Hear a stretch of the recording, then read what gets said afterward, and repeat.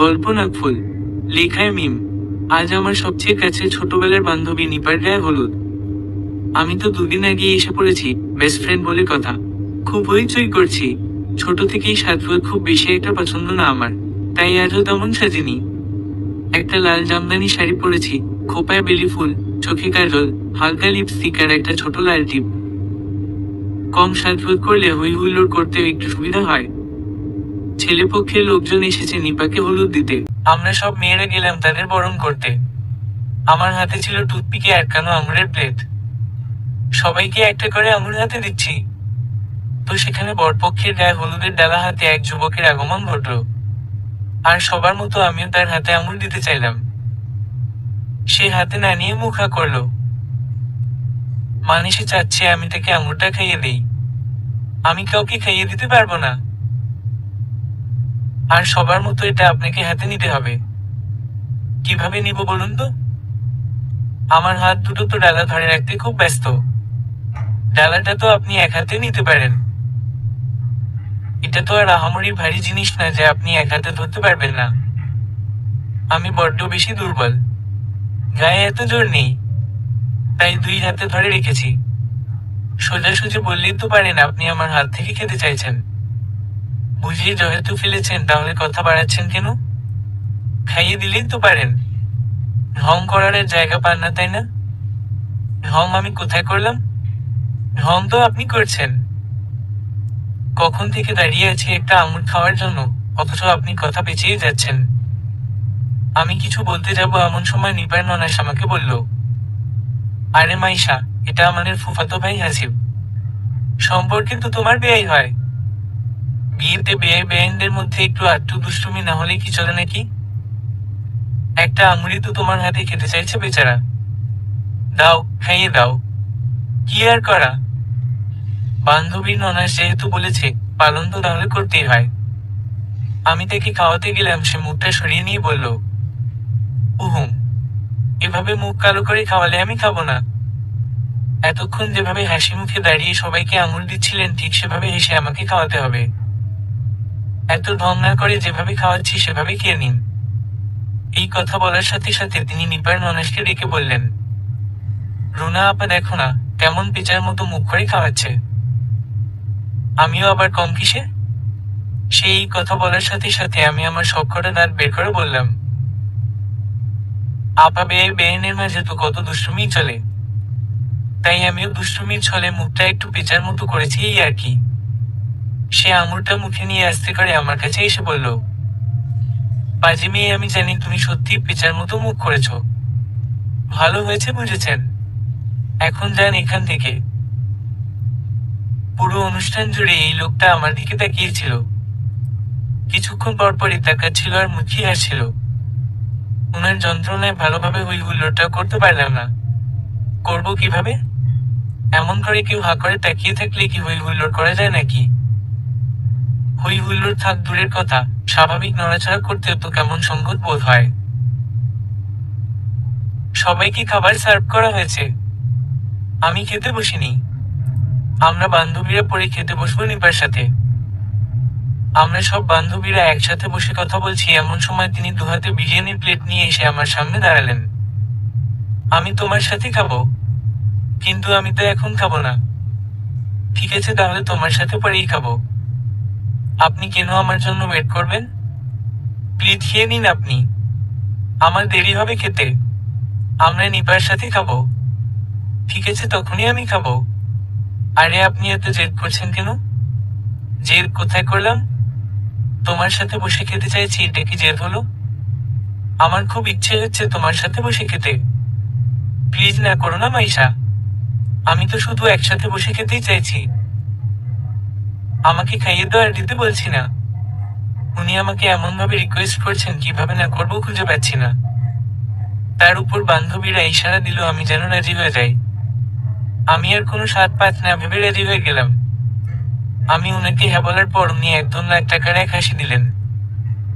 খেতে খেতে উনি আমাকে বললেন, মাইশা, তোমাকে আমার সাথে কেন এখানে বসিয়েছি তুমি জানো? কেন? তোমাকে কিছু কথা বলবো, অনেক দিনের জমানো কথা, যেগুলো শোনা খুব বেশি প্রয়োজন তোমার। কি কথা? তুমি হয়তোবা ভাবছো তোমার সাথে আমার আজই প্রথম দেখা, তাই না? হ্যাঁ, আজই তো আমাদের প্রথম দেখা হলো। ভুল। আমি তোমাকে 7 মাস আগে দেখেছি, যখন নিপার সাথে আরিফের বিয়ের কথা চলছিল তখন। আরিফ নিপার আইডিটা আমাকে দিয়েছিল নিপাকে দেখানোর জন্য।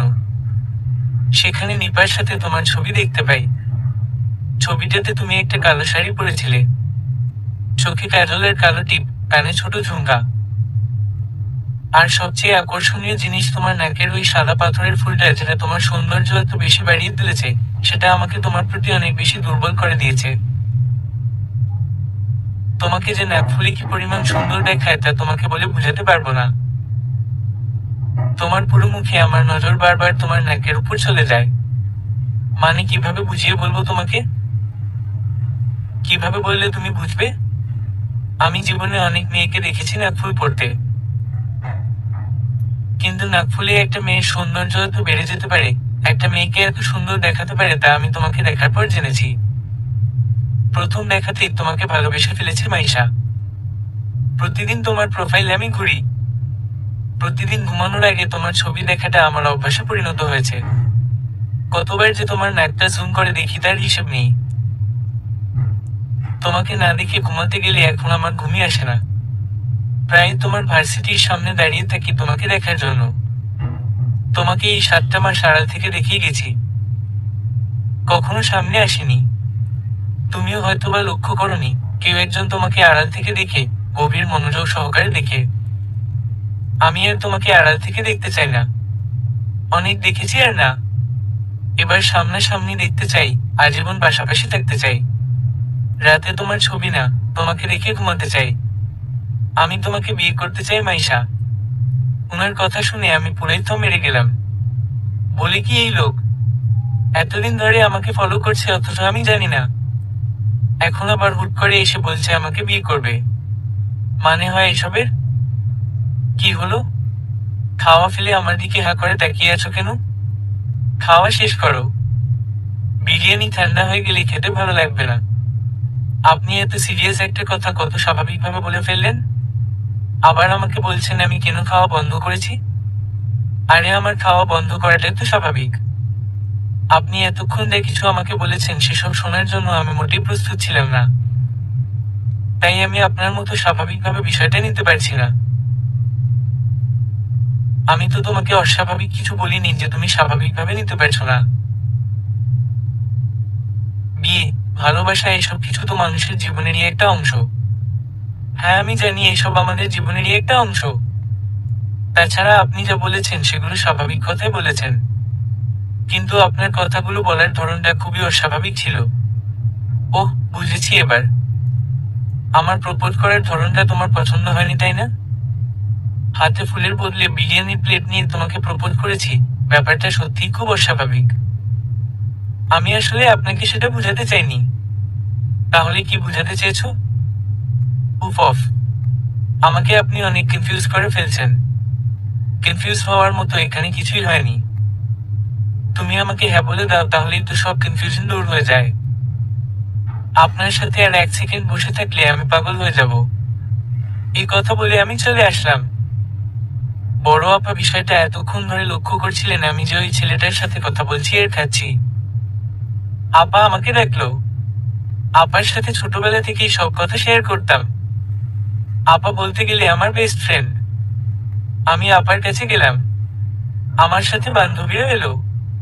কি রে, ছেলেটা কে ছিল? বড় আপা, আরিফ ভাইয়ের ফুফাতো ভাই। কি কথা বলছিল ছেলেটা তোকে? বাদ দাও এসব কথা আপা, বাসায় যেয়ে বলবো। এখন বল, আমরা সেই কখন থেকে ওয়েট করছি শোনার জন্য।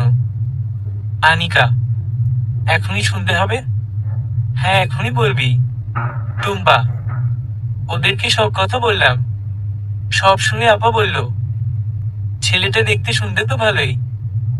ওর নাম কি? কি করে? ওনার নাম হাসিব। কি করে না করে ওসব কিছুই জানি না। জিজ্ঞেস করিস নি কেন?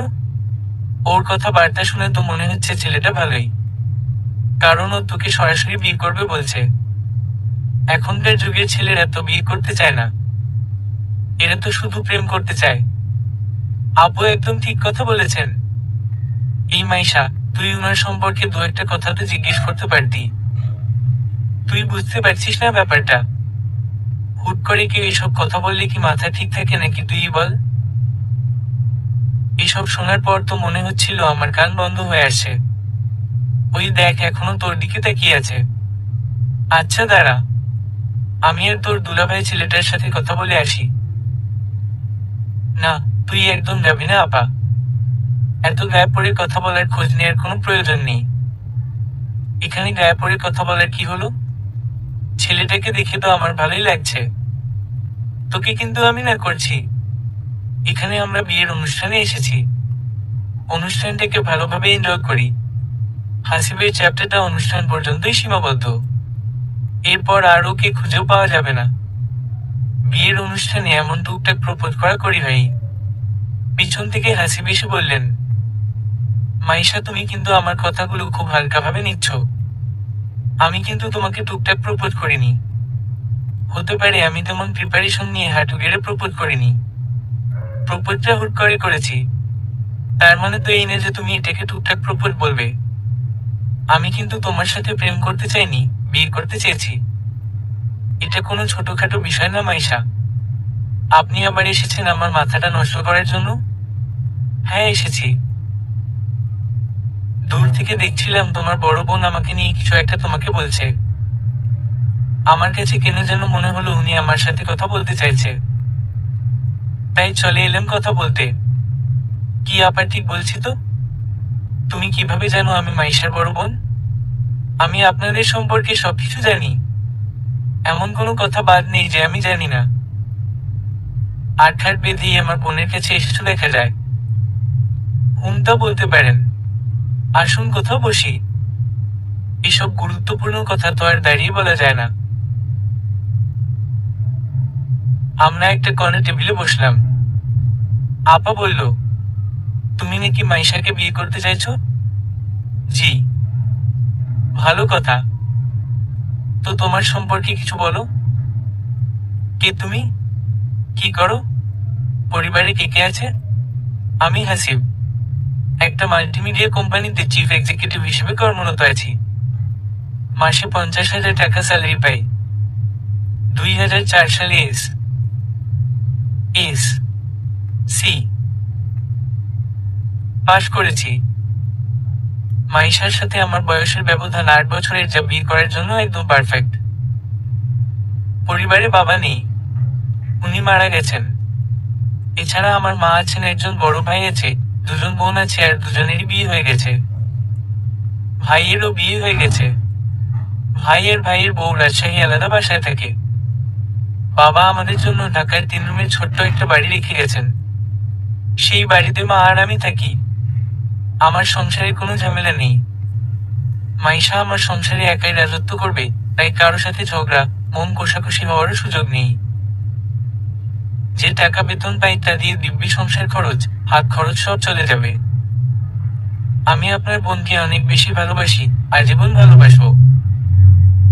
অতএব ওকে কষ্ট দেওয়ার কোনো প্রশ্নই আসে না। আপনার বোন অতিরিক্ত রাগী মেয়ে সেটা আমি জানি, তাই ভুলেও ওর সাথে ঝগড়া করতে যাব না। আমি সারা জীবন আপনার বোনের একান্ত বাধ্যগত হয়ে থাকবো। মানে একদম বউ ভক্ত যাকে বোঝায় আর কি। আপা ওনার কথা শুনে খুব হাসছেন, কিন্তু আমার মোটেও হাসি পাচ্ছে না। উনাকে আমার কেমন যেন অস্বাভাবিক মনে হচ্ছে। আপা ওনাকে বললেন, সবই তো বুঝলাম। বিয়ে যেহেতু করতে চাচ্ছ, তাহলে পরিবারের লোকজনকে আমার বাবা মায়ের সাথে কথা বলতে বলো। উনাদের ছাড়া তো আর বিয়ে সম্ভব না। আমার মা আর আরিফের বড় বোন অলরেডি আপনার মা বাবার সাথে কথা বলে ফেলেছে। এ কথা শুনে আপা আর আমি বোকার মতো একজন আরেকজনের মুখের দিকে তাকিয়ে আছি। কখন কথা বললো? এই তো আমি যখন আপনার বোনকে বিয়ের কথা বলছিলাম তখন। তার মানে তোমার মা জানেন বিষয়টা? আরে শুধু মাকে বলছেন? আত্মীয় স্বজন সবাই জানে আমি মাইশার প্রেমে পড়েছি, ওকে আমি বিয়ে করতে চাই। বলো কি? সত্যি বলছি। বিশ্বাস না হলে এখানে আমাদের পরিবারের যারা এসেছে তাদের সবাইকে জিজ্ঞেস করে দেখতে পারেন। আচ্ছা, আপনার কাছে কি মনে হচ্ছে না আপনি খুব অস্বাভাবিক কাজ করছেন? অস্বাভাবিক কেন? আর নয়তো কি? এভাবে কি নিজের বিয়ের ঢোল নিজে বাজায় নাকি? আমি বাজাই। এজন্যই তো আপনি অস্বাভাবিক। আমি অস্বাভাবিক না, আমি ইউনিক। অন্য 10টা ছেলের চেয়ে আমি একদম আলাদা। আপনি কেমন নির্লজ্জের মতো এসব কথা বলে যাচ্ছেন? বিয়ে করতে যদি লজ্জা না লাগে তাহলে বলতে কিসের লজ্জা? আর এই 7 মাসে তোমাকে নিয়ে এত বেশি ভেবেছি আর সবার সাথে তোমার গল্প করেছি যে এখন তোমাকে বিয়ে করার ব্যাপারে কোনো কথা বলতে আমার একটু লজ্জা লাগে না, বরং অনেক বেশি খুশি লাগে। বড় দুলাভাই এসে বললেন, তুমি কি হাসিব? জি। আপনি নিশ্চয়ই মাইশার দুলাভাই? বা আমাকে তুমি এক দেখাতেই চিনে ফেলেছ। এই কথা বলে দুলাভাই হাসিবের দিকে হাত বাড়িয়ে দিল হ্যান্ডশেক করার জন্য। আর উনি হাত না বাড়িয়ে সব কটা দাঁত বের করে দুলাভাইকে জড়িয়ে ধরলেন। আপা আমার কানের কাছে এসে আস্তে করে বলল, ছেলেটাকে আমার খুব পছন্দ হয়েছে। কথা শুনলেই বোঝা যায় খুব সাদাসিধে মনের মানুষ। চুপ কর তো আপা, প্রথম দেখাতেই কাউকে এত ভালো মনে করা ঠিক না। দুলাভাই বলল, এতক্ষণ তোমার মা আর মামাতো বোন তোমাদের দুজনের বিয়ের কথা বলছিল আমার শ্বশুর শাশুড়ির সাথে। ওনারা তোমার সাথে কথা বলতে যাচ্ছেন। তোমরা দুজনে একটু আসো আমার সাথে। আমি আর কোনো কথা না বাড়িয়ে দুলাভাইয়ের সাথে গেলাম। আব্বু আম্মু ডেকেছে, এখানে আর কথা বাড়ানো যাবে না। হাসিবের মা আমাকে দেখি খুব সুন্দর করে হাসি দিয়ে আমাকে জড়িয়ে ধরলেন। এতদিন তোমাকে শুধু ছবিতেই দেখে গেছি, আজ সামনাসামনি দেখলাম। তুমি ছবির চেয়ে দেখতে আরো অনেক বেশি সুন্দর। আমার ছেলেটা তো তোমার জন্য পাগল। প্রতিদিন অফিস থেকে এসেই আগে তোমার ছবিটা দেখে। কতদিন ছেলেটাকে বলেছি তোমার বাসায় প্রস্তাব পাঠানোর জন্য। ও বারবার এক কথাই বলতো আগে নাকি ও তোমাকে সরাসরি বলবে। তাই আজ এখানে আসার সময় বলেই এসেছি, আজ মাইশাকে তোর মনের কথা না বললে আমি নিজে যেয়ে ওকে সব বলে দিব। সবাই খুব খুশি মনে কথা বলছে। হাসিবের মা আমাকে প্রশ্ন করছেন আর আমি উত্তর দিচ্ছি। আর হাসিব তো আব্বু আম্মুর সাথে এমন ভাবে কথা বলছে মনে হচ্ছে উনি আব্বু আম্মুর বন্ধু টাইপ কিছু একটা হবে। কি অদ্ভুত, একটা মানুষ নিজের বিয়ের ব্যাপারে এতটা নির্লজ্জ কিভাবে হতে পারে? আমি কেমন একটা ঘোরের মাঝে পড়ে আছি। সবকিছু খুব দ্রুত হচ্ছে। এখানে এসেছিলাম বান্ধবীর বিয়ে খেতে, এখন দেখি আমার নিজের বিয়ের কথা চলছে। বিরক্ত লাগছে অনেক। উনাদের ভাবসাব দেখে মনে হচ্ছে আমি অলরেডি উনাদের ঘরের বউ হয়ে গেছি। আমাকে ঘিরে ছোটখাটো একটা জটলা তৈরি হয়েছে। জটলাটা হাসিবের আত্মীয় স্বজনেরা তৈরি করেছে। সবার মুখে এক কথা, তোমার কথা হাসিবের মুখে অনেক শুনেছি। সত্যি তুমি অনেক সুন্দর। হাসিবের মাঝে আমার হাতটা ধরেছেন, সেই কখন থেকে ধরে বসে আছেন। আমি চিন্তায় পড়ে যাচ্ছি, ভদ্রমহিলা না আবার আমার আঙুলে এখনই আংটি পরিয়ে দেয়। আমার মুখ দেখে আম্মু বুঝে গেছে আমি যে বিরক্ত হচ্ছি। আম্মু চোখ বড় করে আমাকে ইশারা দিলেন আমি যেন একদম স্বাভাবিকভাবে বসে থাকি। অনুষ্ঠান শেষে চলে আসার সময় হাসিবের আমাকে জড়িয়ে ধরে কপালে চুমু খেলেন আর বললেন, মা সত্যিই নাক ফুলে তোমাকে খুব সুন্দর দেখায়।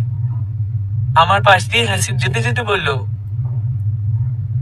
রেডি হয়ে যাও মাইশা, কিছুদিন পর আমাদের বিয়েটা সম্পূর্ণ হয়ে যাবে। আমি কোনো উত্তর দেইনি, কারণ এসব আমার মোটেও পছন্দ হচ্ছে না। এমনিতেই বাসায় আব্বু আম্মু আত্মীয় স্বজন সব পিছনে লেগেই থাকে আমাকে বিয়ে দেওয়ার জন্য। আমি রাজি হই না। সবেমাত্র অনার্স 3rd ইয়ারে উঠেছি। আরো 2 বছর লাগবে অনার্স কমপ্লিট হতে।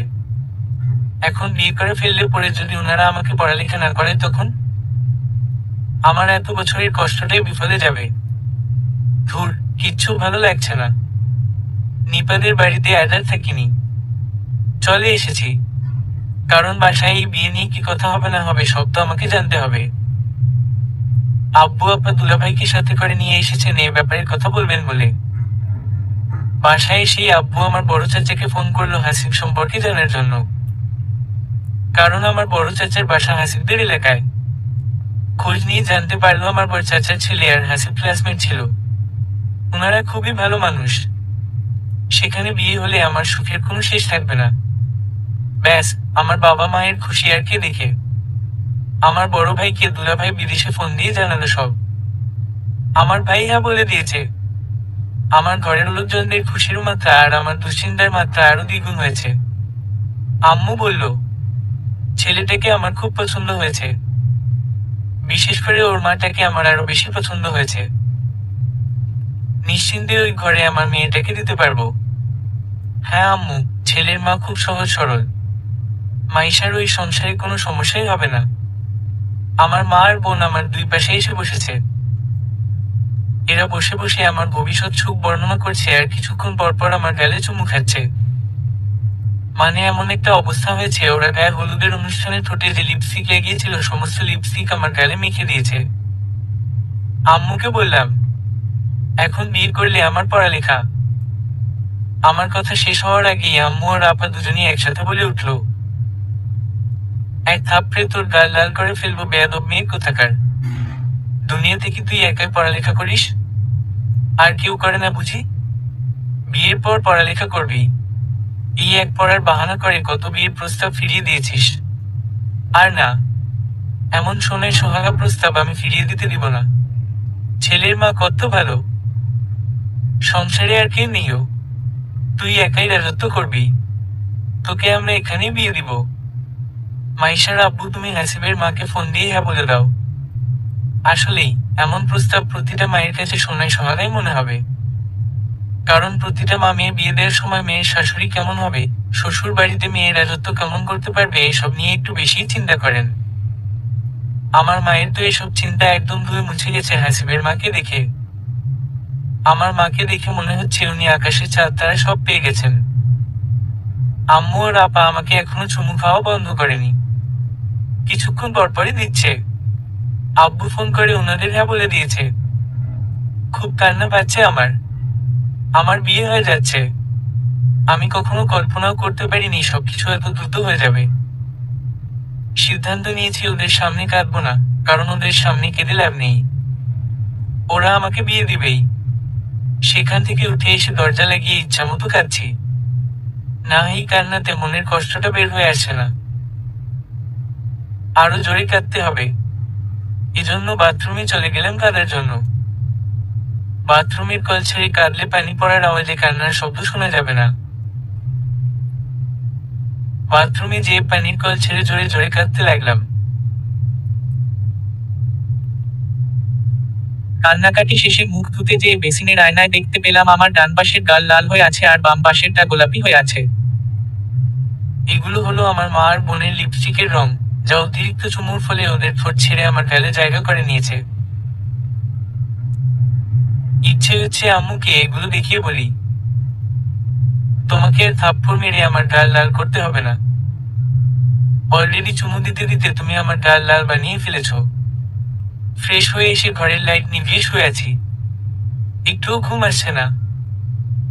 কাঁদছি আর ভাবছি আমার পড়ালেখা, আনন্দ, স্বাধীনতা সব শেষ হয়ে যাবে এই বিয়ের পর। ভাবলাম ফেসবুক থেকে একটু ঘুরে আসি।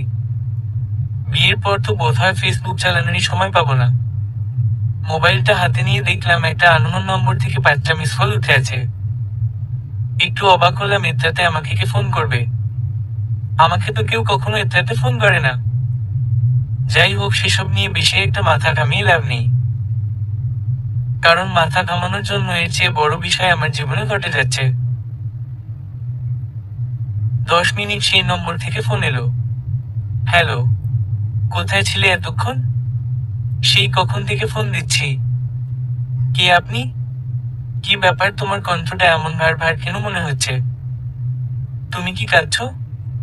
এই মাইশা, তুমি কাঁদছো কেন? আরে ভাইকে আপনি সেটা তো আগে বলবেন। আমি তোমার ভাই না, তোমার হবু বর হাসিব। চুপ করে আছো কেন? কথা বলো।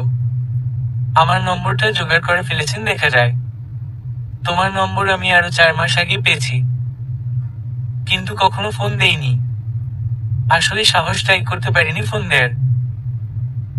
কতবার তোমার নম্বরটাতে ডায়াল করে আবার কেটে দিয়েছি তার কোনো হিসেব নেই।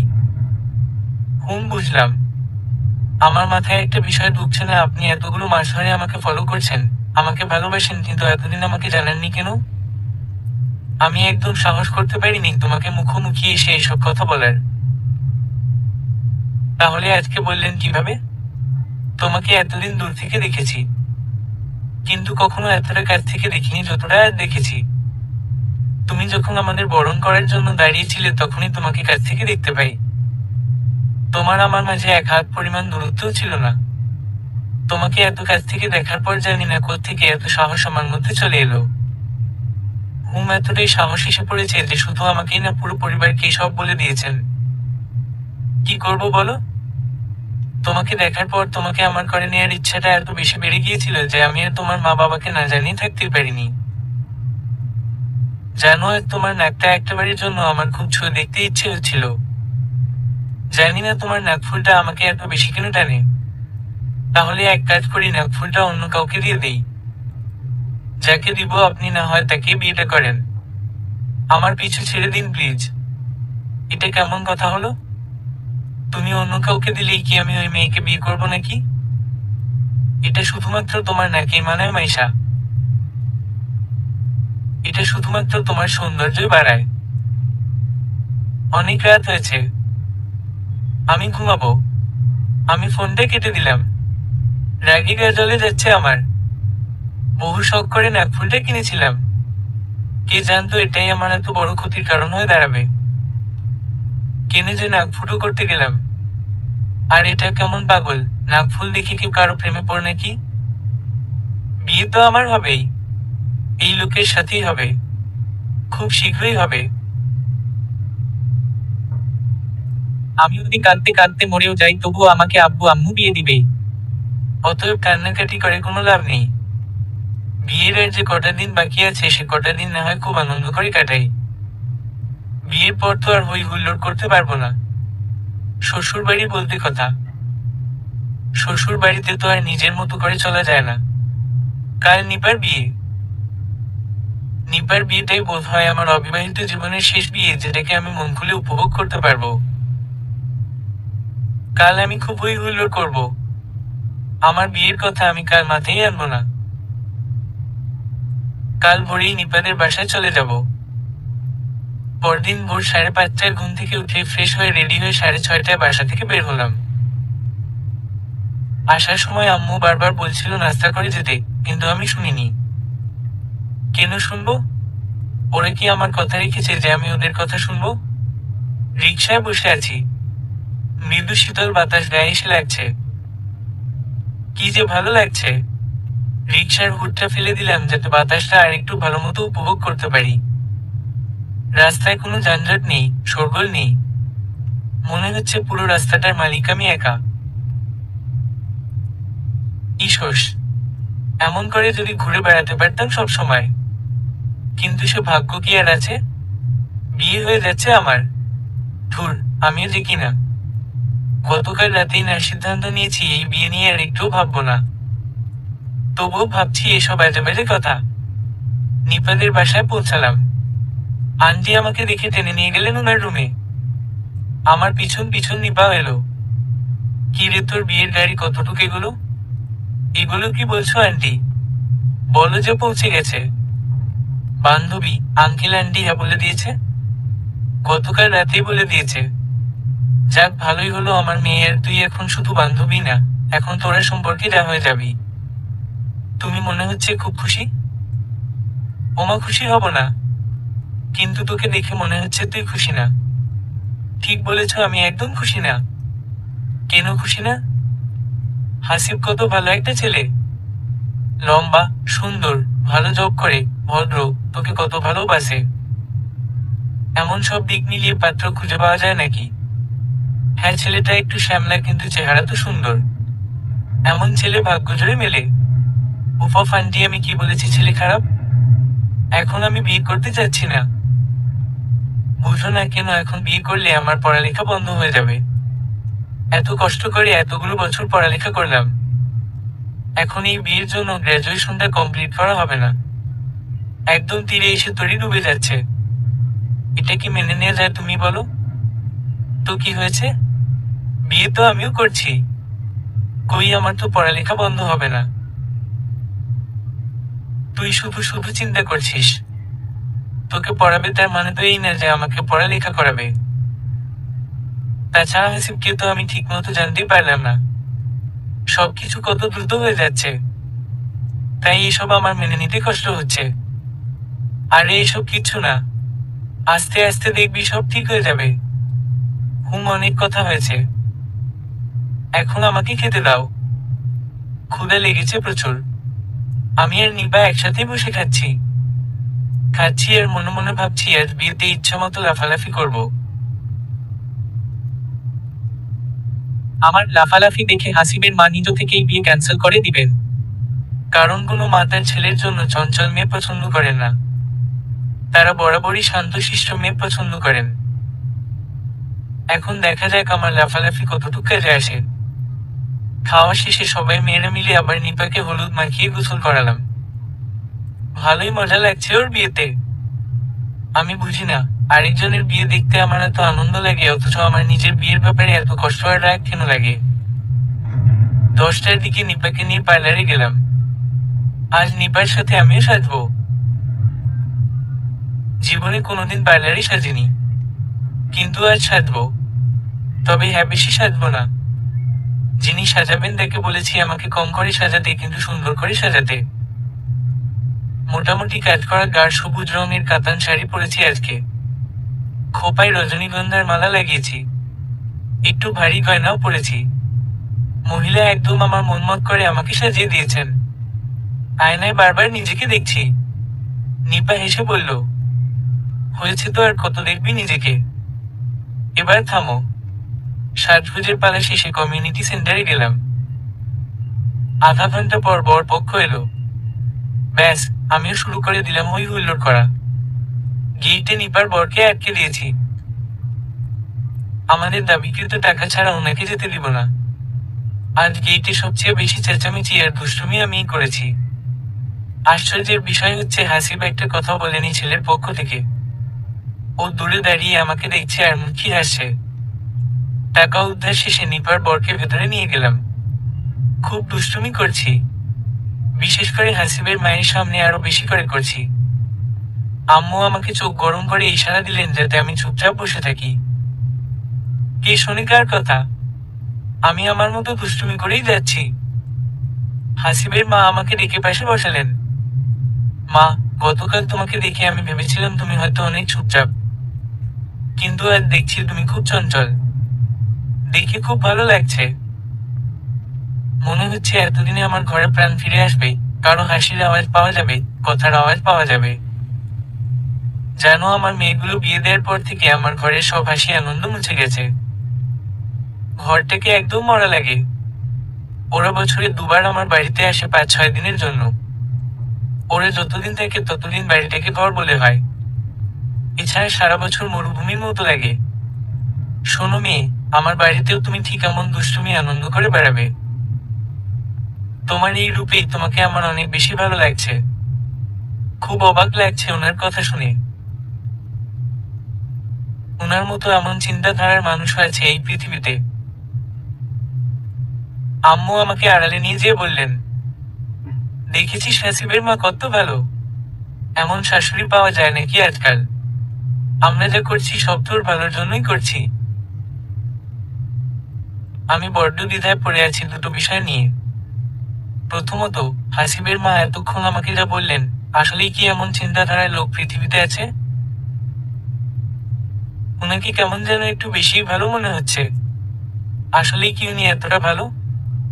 তবে অবশ্য আমার মাঝে তো তেমন কিছুই নেই যে আমাকে মিথ্যা নাটক করে তার ছেলের সাথে বিয়ে দিতে হবে। তাছাড়া হাসিব তো যথেষ্ট যোগ্যতা সম্পন্ন ছেলে। তাহলে উনি কেন মিথ্যা নাটক করবে? দ্বিতীয়ত, বড়র পক্ষ এসেছে 1 ঘন্টার উপরে হয়ে যাচ্ছে, কিন্তু আজ হাসিব আমার সাথে একবারও কথা বলতে আসেনি, বরং আমার কাছ থেকে কেমন যেন লুকাতে চাচ্ছে। ঘটনা কিছুই বুঝতে পারছি না। গতকাল কত কথাই না বললো আমাকে, তার উপর আবার জোর করে আমার হাত থেকে আঙুলো খেলো। অথচ আজ আমি যেদিক যাচ্ছি হাসিব সেখান থেকে সরে যাচ্ছে। কি চলছে এই ছেলের মনে কে জানে। বিয়ে খুব ভালোভাবেই সম্পন্ন হলো। নিপাকে বিদায় দিয়ে বাসায় আসলাম। বাসায় আসার পর বড় আপা আমাকে জিজ্ঞেস করলো, কি রে, হাসিবের সাথে আজ তোর কথা হয়নি? এই কথা কেন জিজ্ঞেস করছিস? না হয় তোকে একবারের জন্য হাসিবের সাথে কথা বলতে দেখিনি, ধারে কাছেও যেতে দেখিনি। তাই জিজ্ঞেস করলাম, কি জানি আপা, আজ ওনাকে দেখলাম আমার কাছ থেকে নিজেকে লুকিয়ে রেখেছেন, আমার সামনে আসতেই চায়নি। ঠিক এমন সময় আম্মু ভয়ানক এক চেহারা নিয়ে আমাকে জিজ্ঞেস করলো, নিজেকে লুকিয়ে রেখেছে মানে? তুই ওকে আজেবাজে কিছু বলেছিস নিশ্চয়ই। তোর কোনো আজেবাজে কথার কারণে যদি বিয়েটা ভেঙে যায় তাহলে তুই বুঝে রাখিস, তোকে আমি সেদিনই রিক্সাওয়ালার সাথে বিয়ে দিয়ে দিব। উফ, আম্মু আমি এমন কিছুই করিনি। আমার কথা বিশ্বাস না হলে তুমি ওনাকে ফোন দিয়ে জিজ্ঞেস করো। আমি সেখান থেকে উঠে চলে আসলাম। বিরক্তিকর একটা অবস্থায় পড়ে আছি। যত সব ফালতু সন্দেহ আমার মা আমাকে নিয়ে করছে। রুমে এসে ফ্রেশ হলাম। সন্ধ্যা হয়ে গেছে। মাগরিবের আজান দিয়েছে 10 মিনিট হলো। নামাজ পড়া শেষে ছাদের উদ্দেশ্যে বাসা থেকে বের হতে যাব এমন সময় আম্মু আবার চেঁচামেচি শুরু করলো। এই মেয়ে, তুই এই সময় ছাদে কেন যাচ্ছিস? গেলে কি হবে? গেলে কি হবে মানে? এমন সময় কেউ ছাদে যায় নাকি? এমন ভাবে বলছো মনে হয় জীবনে কোনোদিন এই সময় আমি ছাদে যাইনি।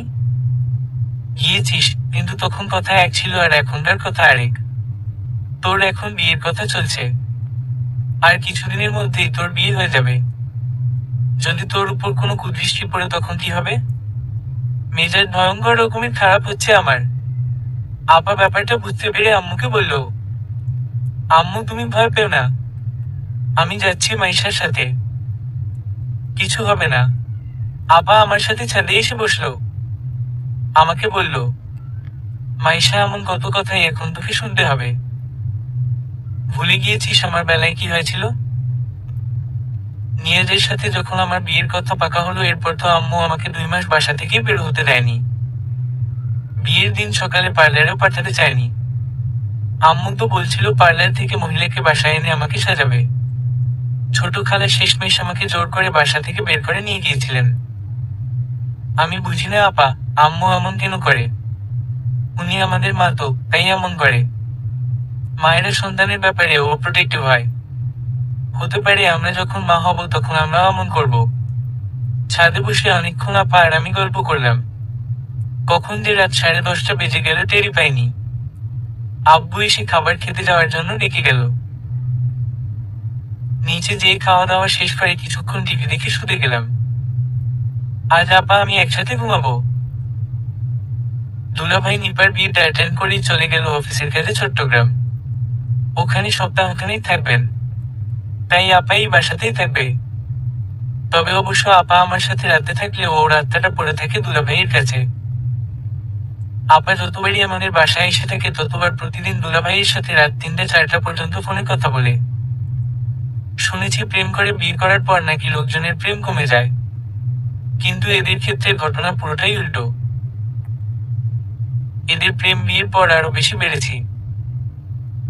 দুলাভাই আপাকে অসম্ভব রকমের ভালোবাসেন। বিয়ের 4 বছরেও আপার বাচ্চা হয়নি। দুলাভাই আপাকে আজ পর্যন্ত এ বিষয়ে কোনো কথা বলে দেখেননি। উল্টো কেউ যদি আপাকে এসব বিষয়ে কথা বলতে যায় তাহলে দুলাভাই সাহেব তাদেরকে বলে দেন তারা যেন আপাকে কিছু না বলে। এতে আপা কষ্ট পায়। উনি চান না কোনোভাবেই আপা কষ্ট পাক। 12:30 বাজে। আপা ফোনে কথা বলছে। আমার ব্যাপক ঘুম পাচ্ছে। আমিও কখন যে ঘুমিয়ে পড়লাম টেরই পাইনি। হঠাৎ আপা আমাকে ডেকে উঠালেন।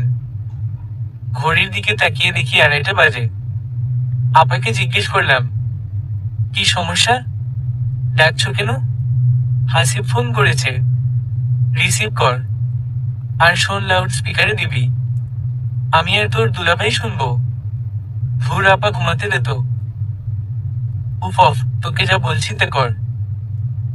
আপার জোরাজুরিতে ফোন রিসিভ করে লাউড স্পিকারে দিলাম। হ্যালো। এই নিয়ে 3বার ফোন করলাম, কিন্তু তোমার তো সেদিকে হুঁশ নেই। তুমি তো আরামে ঘুমাচ্ছ। ঘুমের সময় ঘুমাবো না তো কি করব? আমার ঘুম নষ্ট করে দিয়ে নিজে আরাম করে ঘুমাচ্ছ, এটা কি ঠিক? আমি কি বলেছি নাকি আপনি ঘুমাতে পারবেন না? বলনি, কিন্তু তোমার কথা ভেবে ভেবে তো ঘুমটাই উড়ে গেল। তুমি হয়তোবা একটু অবাক হয়েছো কেন তোমার সাথে আর কথা বলিনি। তোমাকে আজকে এতটাই সুন্দর দেখাচ্ছিল যে নিজের মাথাটা আর ঠিক রাখতে পারছিলাম না। তোমার দিকে যতবার চোখ যাচ্ছিল ততবার ইচ্ছে হচ্ছিল তোমাকে একটাবার জড়িয়ে ধরি। দেখছিলে না তোমার কাছ থেকে সরে দাঁড়াচ্ছিলাম।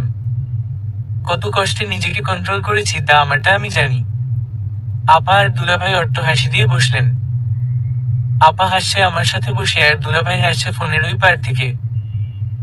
আপা হাসিবকে বলল, কন্ট্রোল হাসিব, কন্ট্রোল। এই তুমি তোমার আপাকে সব শুনিয়েছ? কি যে করো না মাইশা। আচ্ছা যাই হোক, শুনিয়েই যেহেতু ফেলেছ তাহলে এটাও বলে রাখি, আপা এসব কিন্তু ঠিক না। আমি কি কখনো আপনার আর দুলাভাইয়ের কথা শুনতে চেয়েছি? আর মাইশা তুমি আগামীকাল বউ ভাতে এমন সেজেগুজে আমার সামনে ঘুরঘুর করবে না। আজ নিজেকে অনেক কষ্টে কন্ট্রোল করেছি। কাল যদি তোমাকে এই রূপে দেখি তাহলে কখন কি করে বসবো তার কোনো ঠিক নেই। প্লিজ আমার কাছ থেকে দূরে থেকো। এই কথা বলে হাসিব ফোনটা রেখে দিল।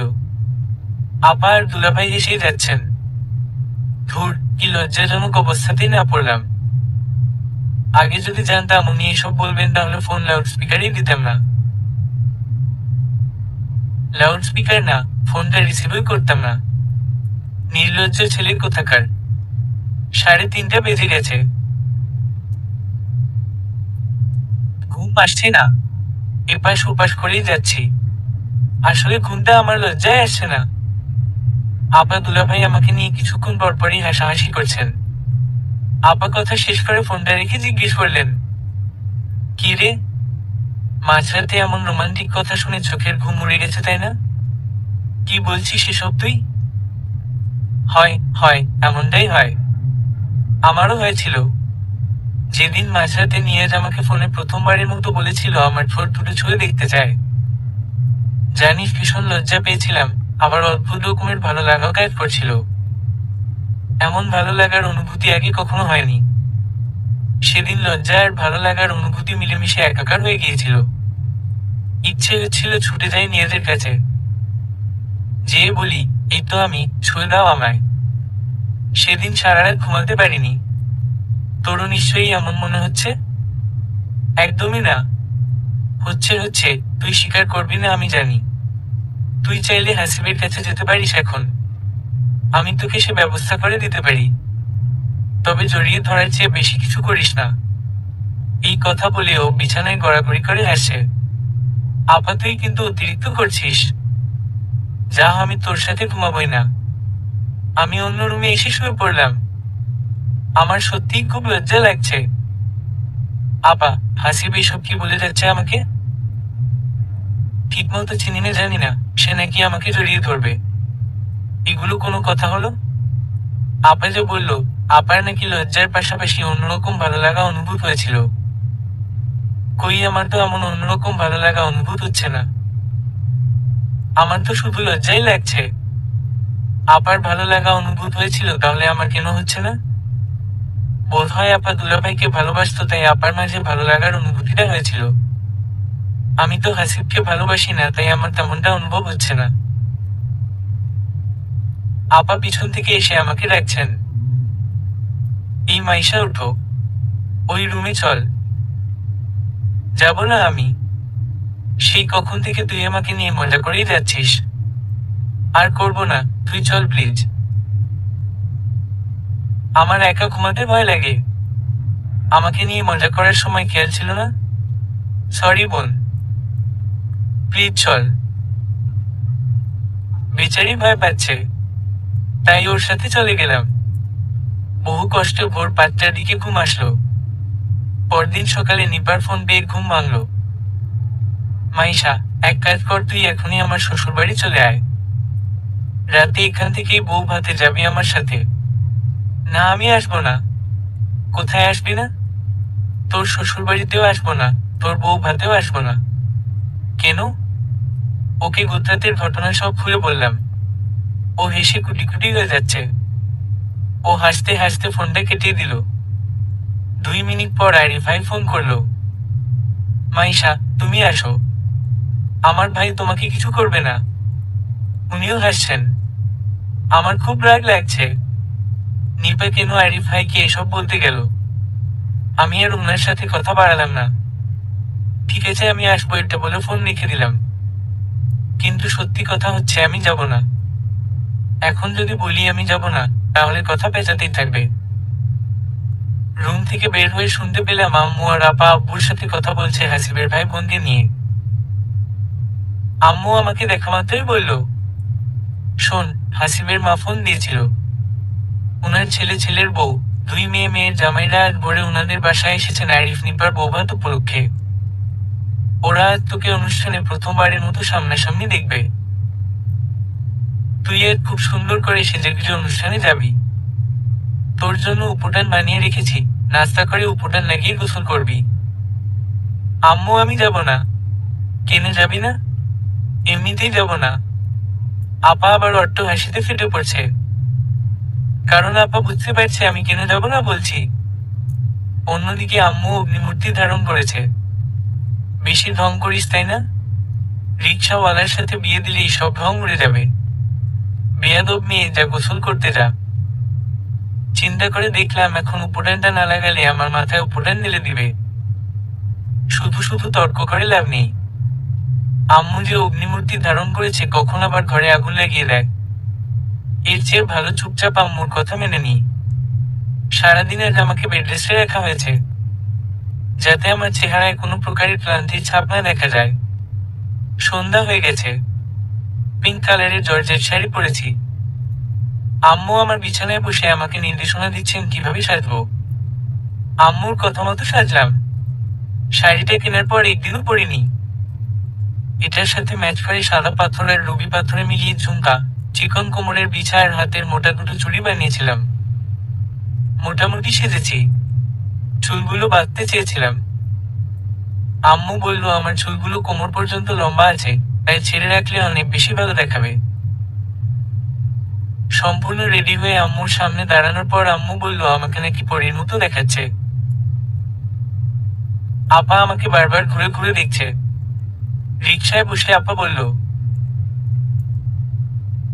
তোকে দেখে আমারই মাথা খারাপ হয়ে যাচ্ছে। হাসিবের না জানি কি হাল হয়। কমিউনিটি সেন্টারে গেলাম। কমিউনিটি সেন্টারে ঢোকার সাথে সাথে হাসিবের সাথে দেখা হয়ে গেল। উনি কিছু বলছেন না, হা করে তাকিয়ে আছেন। আপা বলল, বলেছিলাম না তোকে, ওই দেখ তোকে দেখে বেচারার চোখ আটকে গেছে। ভেতরে যাওয়ার পরই হাসিবের মা ওনাদের ফ্যামিলির সবার সাথে পরিচয় করিয়ে দিলেন। ওর বোনেরা আমাকে জড়িয়ে ধরলো। ওর দুলাভাইরা আমার সাথে কিছুক্ষণ দুষ্টুমি করলো। বলল, তুমি কি জাদু করেছো আমাদের শালাকে তুমি? বেচারা তো এখন তোমাকে ছাড়া কিছুই বুঝে না। সারাদিন শুধু তোমার কথাই বলে। ওনাদের সাথে কথা শেষ করে বান্ধবীদের নিয়ে নিপার কাছে গেলাম। বান্ধবীরা সবাই গুজরাতের ঘটনা নিয়ে হাসাহাসি করছে।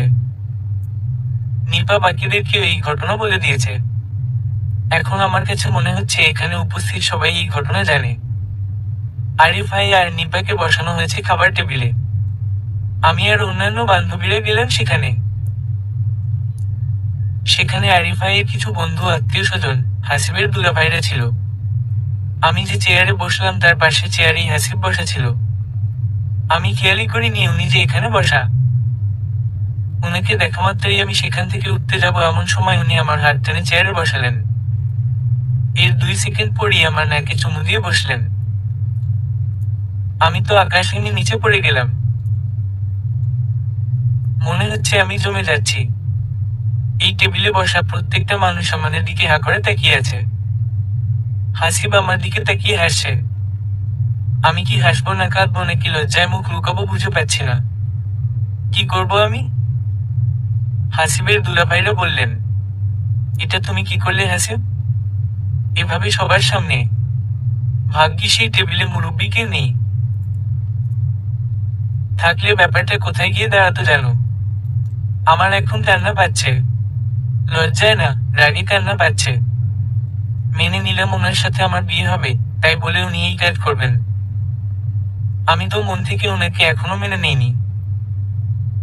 আমার কাছে আসার অধিকার, অনুমতি কোনোটাই ওনাকে আমি দেইনি। তাহলে উনি এমনটা কেন করলো? আপা আমার মুখ দেখে বুঝে ফেললো আমি যে কোনো মুহূর্তে কেঁদে দিব। আপা আমার হাত ধরে সেখান থেকে আমাকে উঠিয়ে নিয়ে আসলো। আমাকে বলল, মাইশা তোর মুখটা 5 মিনিটের জন্য ঠিক কর। আমি এখন আম্মুকে যেয়ে বলবো আমার মাথা ঘুরেছে খুব। আমি তোকে নিয়ে বাসায় যাচ্ছি। অসুস্থতার কথা বললে আম্মু আটকাবে না। আম্মু যেন একদম টের না পায় এখানে কি হয়েছে। ঘটনা আমাদের মাঝে হয়েছে, সেটা আমাদের পর্যন্তই সীমাবদ্ধ থাকুক। শুধু শুধু বড়দের কান পর্যন্ত পৌঁছানোর প্রয়োজন নেই। আপা আম্মুকে বলে আমাকে নিয়ে সেখান থেকে বেরিয়ে আসলো। বাসার সামনে এসে দেখি হাসিব আর ওনার এক বন্ধু আমাদের বিল্ডিং এর নিচে দাঁড়িয়ে আছে। আমাকে দেখা মাত্রই এগিয়ে এসে আপাকে বলল, আপা আমি মাইশার সাথে একটু আলাদা কথা বলতে চাই। প্লিজ আপা না করবেন না। রাগে আমার গা জ্বলে যাচ্ছে ওনার কথা শুনে। এবার আমি কেঁদেই দিলাম। কেমন মানুষ উনি! একে তো এত বড় ঘটনাটা ঘটিয়েছে, এখন আবার এখানে এসেছে আমার সাথে আলাদা কথা বলার জন্য। হাসিব, তুমি এটা কি করলে ভাই? মাইশা তো এখনো তোমার আর ওর ব্যাপারটা স্বাভাবিকভাবে নিতে পারেনি। মানছি তোমার সাথে ওর বিয়ে হবে, কিন্তু সমস্যাটা হচ্ছে মাইশাকে স্বাভাবিকভাবে ব্যাপারটা নেয়ার জন্য তোমার ওকে একটু সময় দেওয়া উচিত ছিল। তুমি ওকে অনেক আগে থেকে ভালোবাসো, কিন্তু ওর জন্য এসব কিছু তো একদমই হুট করে যাচ্ছে। এই বিষয়টা তো তোমার একটু বোঝা উচিত ছিল ভাই। আপা আমি বুঝতে পারছি আপনার কথাগুলো। আপনি আমাদের জাস্ট 10 মিনিটের জন্য কথা বলতে দিন। আচ্ছা ঠিক আছে, এখানে রাস্তায় দাঁড়িয়ে কথা বলো না, ছাদে চলে যাও। আপা, তুই কিভাবে বলছিস ওনার সাথে আমাকে একা যেতে? আমি যাব না ওনার সাথে। কমিউনিটি সেন্টারে সবার সামনে উনি যা করেছেন, আমাকে একা পেলে না জানি কি করবেন। মাইশা, তুমি চলো আমার সাথে প্লিজ। আমি যাব না। বলছি তো, প্লিজ চল আমার সাথে। আমি তোমাকে কিছু করব না, প্রমিট করছি। মাইশা যা, আমি তো নিচেই আছি। হাসিব কিছু করবে না তোকে। প্লিজ মাইশা চলো। আপার কথা মতো ছাদে গেলাম। উনি বলল, মাইশা কান্না থামাও। উফ অফ মাইশা, কান্নাটা থামাও। তোমাকে এভাবে কাঁদতে দেখতে কিন্তু আমার মোটেও ভালো লাগছে না। কষ্ট পাচ্ছি আমি। আপনি এটা কেন করলেন সবার সামনে? আমি কি করেছি সেটার জন্য তোমার মেজাজ খারাপ হয়ে যাচ্ছে, অথচ তুমি যা ঘটিয়েছো তা কি তুমি ঠিক করেছো? কি করেছি আমি? তোমার আমার মাঝে কত কথাই হতে পারে। আমি তোমাকে ভালোবাসি। তোমার প্রতি আমার অনুভূতিগুলো তো আমি তোমাকেই বলবো, অন্য কাউকে তো আর বলবো না। গতকাল রাতে তোমাকে কি বলেছি না বলেছি সেসব তুমি সবার কাছে বলে বেরিয়েছো। আমার সমস্ত কাজিনরা আজকে সারাটা দিন এসব বলে বলে আমার মাথাটা খারাপ করে ফেলছিল। আমি তোমাকে শুধু এতটুকু বলেছিলাম তোমাকে একটাবার জড়িয়ে ধরতে খুব ইচ্ছে হচ্ছিল। আর আমার কাজিনরা এই আমাকে বলনে আমি নাকি তোমাকে জড়িয়ে ধরেছি। এগুলো কি ঠিক হয়েছে মাইশা? আমি তোমার নাকে কিস করেছি এটাতে আমার দোষ হয়েছে, অথচ তোমাকে জড়িয়ে না ধরা সত্ত্বেও সবার মাঝে জানাজানি হয়েছে আমি তোমাকে জড়িয়ে ধরেছি। কিছু না করেই বদনামের ভাগিদার হলাম। এর চেয়ে ভালো কিছু করেই না হয় বদনামের ভাগিদার হই। তাই তোমার নাকে চুমু খেয়েছি। এখন তুমি বলো দোষ প্রথমে কে করেছে? তুমি না আমি? আমি তো কাউকে কিছু জানাইনি। তুমি না জানালে ওরা জানলো কিভাবে? বড় আপা আর দুলাভাইকে আমি জানাতে চাইনি। ওনারা জোর করে লাউড স্পিকারে দিয়ে আপনার কথা শুনেছে। আর নিপাকে আমি বলেছিলাম, কারণ ও আমার বেস্ট ফ্রেন্ড এই কারণে। ওই তো হলো। তুমি বলেছ নিপাকে? নিপা বলেছে আরিফকে। এমন একজন পরে সবার কানে খবর পৌঁছে গেছে। যাই হোক, আই এম সরি মাইশা। ভুল হয়ে গেছে আমার। মাফ করে দাও। দেখুন এমনিতেই আপনার আর আমার সম্পর্কটাতে নিয়ে একটা ঘোরের মধ্যে পড়ে আছি। তার উপর আপনি এসব ঘটনা ঘটালো আমার কি পরিমাণ অস্বস্তি লাগে বিষয়টা আপনি বুঝতে পারছেন? হ্যাঁ আমি বুঝেছি মাইশা। Extremely sorry Maisha. এবারের মতো মাফ করে দাও। It's okay. দেখুন আপনার আমার ব্যাপারটা স্বাভাবিকভাবে নিতে আমার একটু সময় লাগবে। প্লিজ আমাকে একটু সময় দিন। যত খুশি সময় নাও মাইশা, কোনো সমস্যা নেই। নিচে চলুন, আপনার 10 মিনিট শেষ। নিচে আসলাম। হাসিব চলে গেল। আপা আর আমি বাসায় ঢুকলাম। 10 মিনিট পর আম্মু আব্বু বাসায় এলো। আমি ফ্রেশ হয়ে এসে শুয়ে আছি। মাথা ব্যথা করছে খুব। গত দুরাত ধরে ঠিকমতো ঘুম হচ্ছে না, তার উপর এই বিয়ের টেনশন। আপাকে বললাম মাথা মেসেজ করে দিতে। আপা মাথা মেসেজ করতে করতে আমাকে জিজ্ঞেস করলো, কি রে হাসিবের সাথে তোর সমাধান হলো? আপা এই বিষয়টা নিয়ে খুব চিন্তায় আছিলে। চিন্তা করিস না, হাসিব খুব ভালো ছেলে। আস্তে আস্তে সব ঠিক হয়ে যাবে। রাতে লো পাওয়ারের একটা স্লিপিং পিল খেয়ে ঘুমাতে গেলাম, কারণ আজও যদি ঘুমাতে না পারি তাহলে নির্ঘাত বিছানায় পড়ে যাব। মোবাইলের সুইচ অফ করে দিয়েছি। হাসিবের তো আবার ফোন করার কোনো ঠিক ঠিকানা নেই। মাঝরাতে ফোন দিয়ে বসলে আমার ঘুমের 12টা বেজে যাবে। ঘুমানোর আগে আপাকে বলে ঘুমিয়েছি, যত যাই হোক আমাকে যেন ডাক না দেয়। পরদিন সকালে ঘুম ভাঙার পর ঘড়ির দিকে তাকিয়ে দেখি 10:30 বাজে। বাসায় খুব হইচই শুনতে পাচ্ছি। এত হইচই কিসের?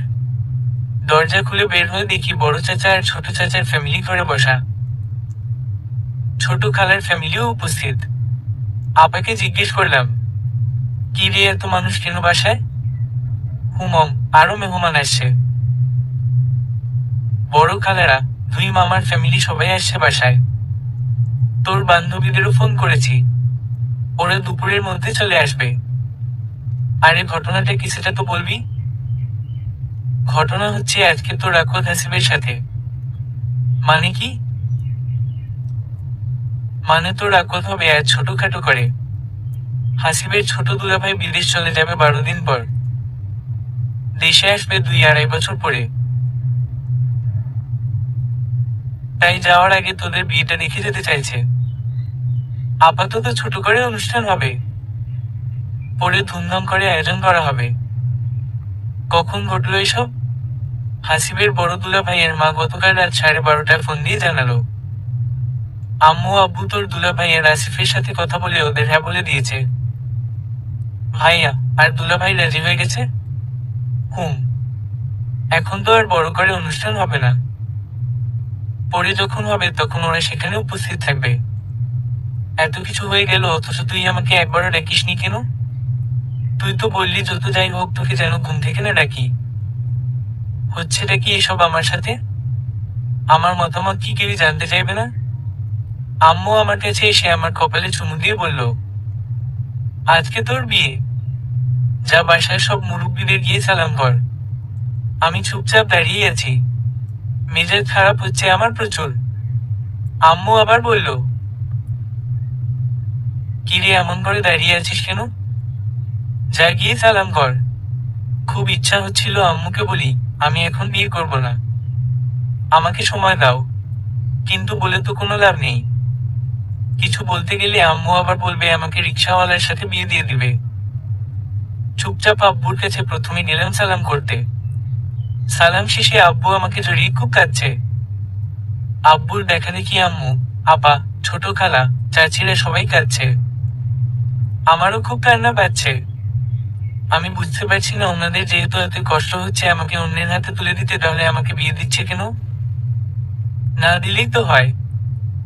ছোট খালা বলল, যা গিয়ে তাড়াতাড়ি গোসলটা সেরে আয়, তোর হাতে আবার মেহেদি লাগাতে হবে।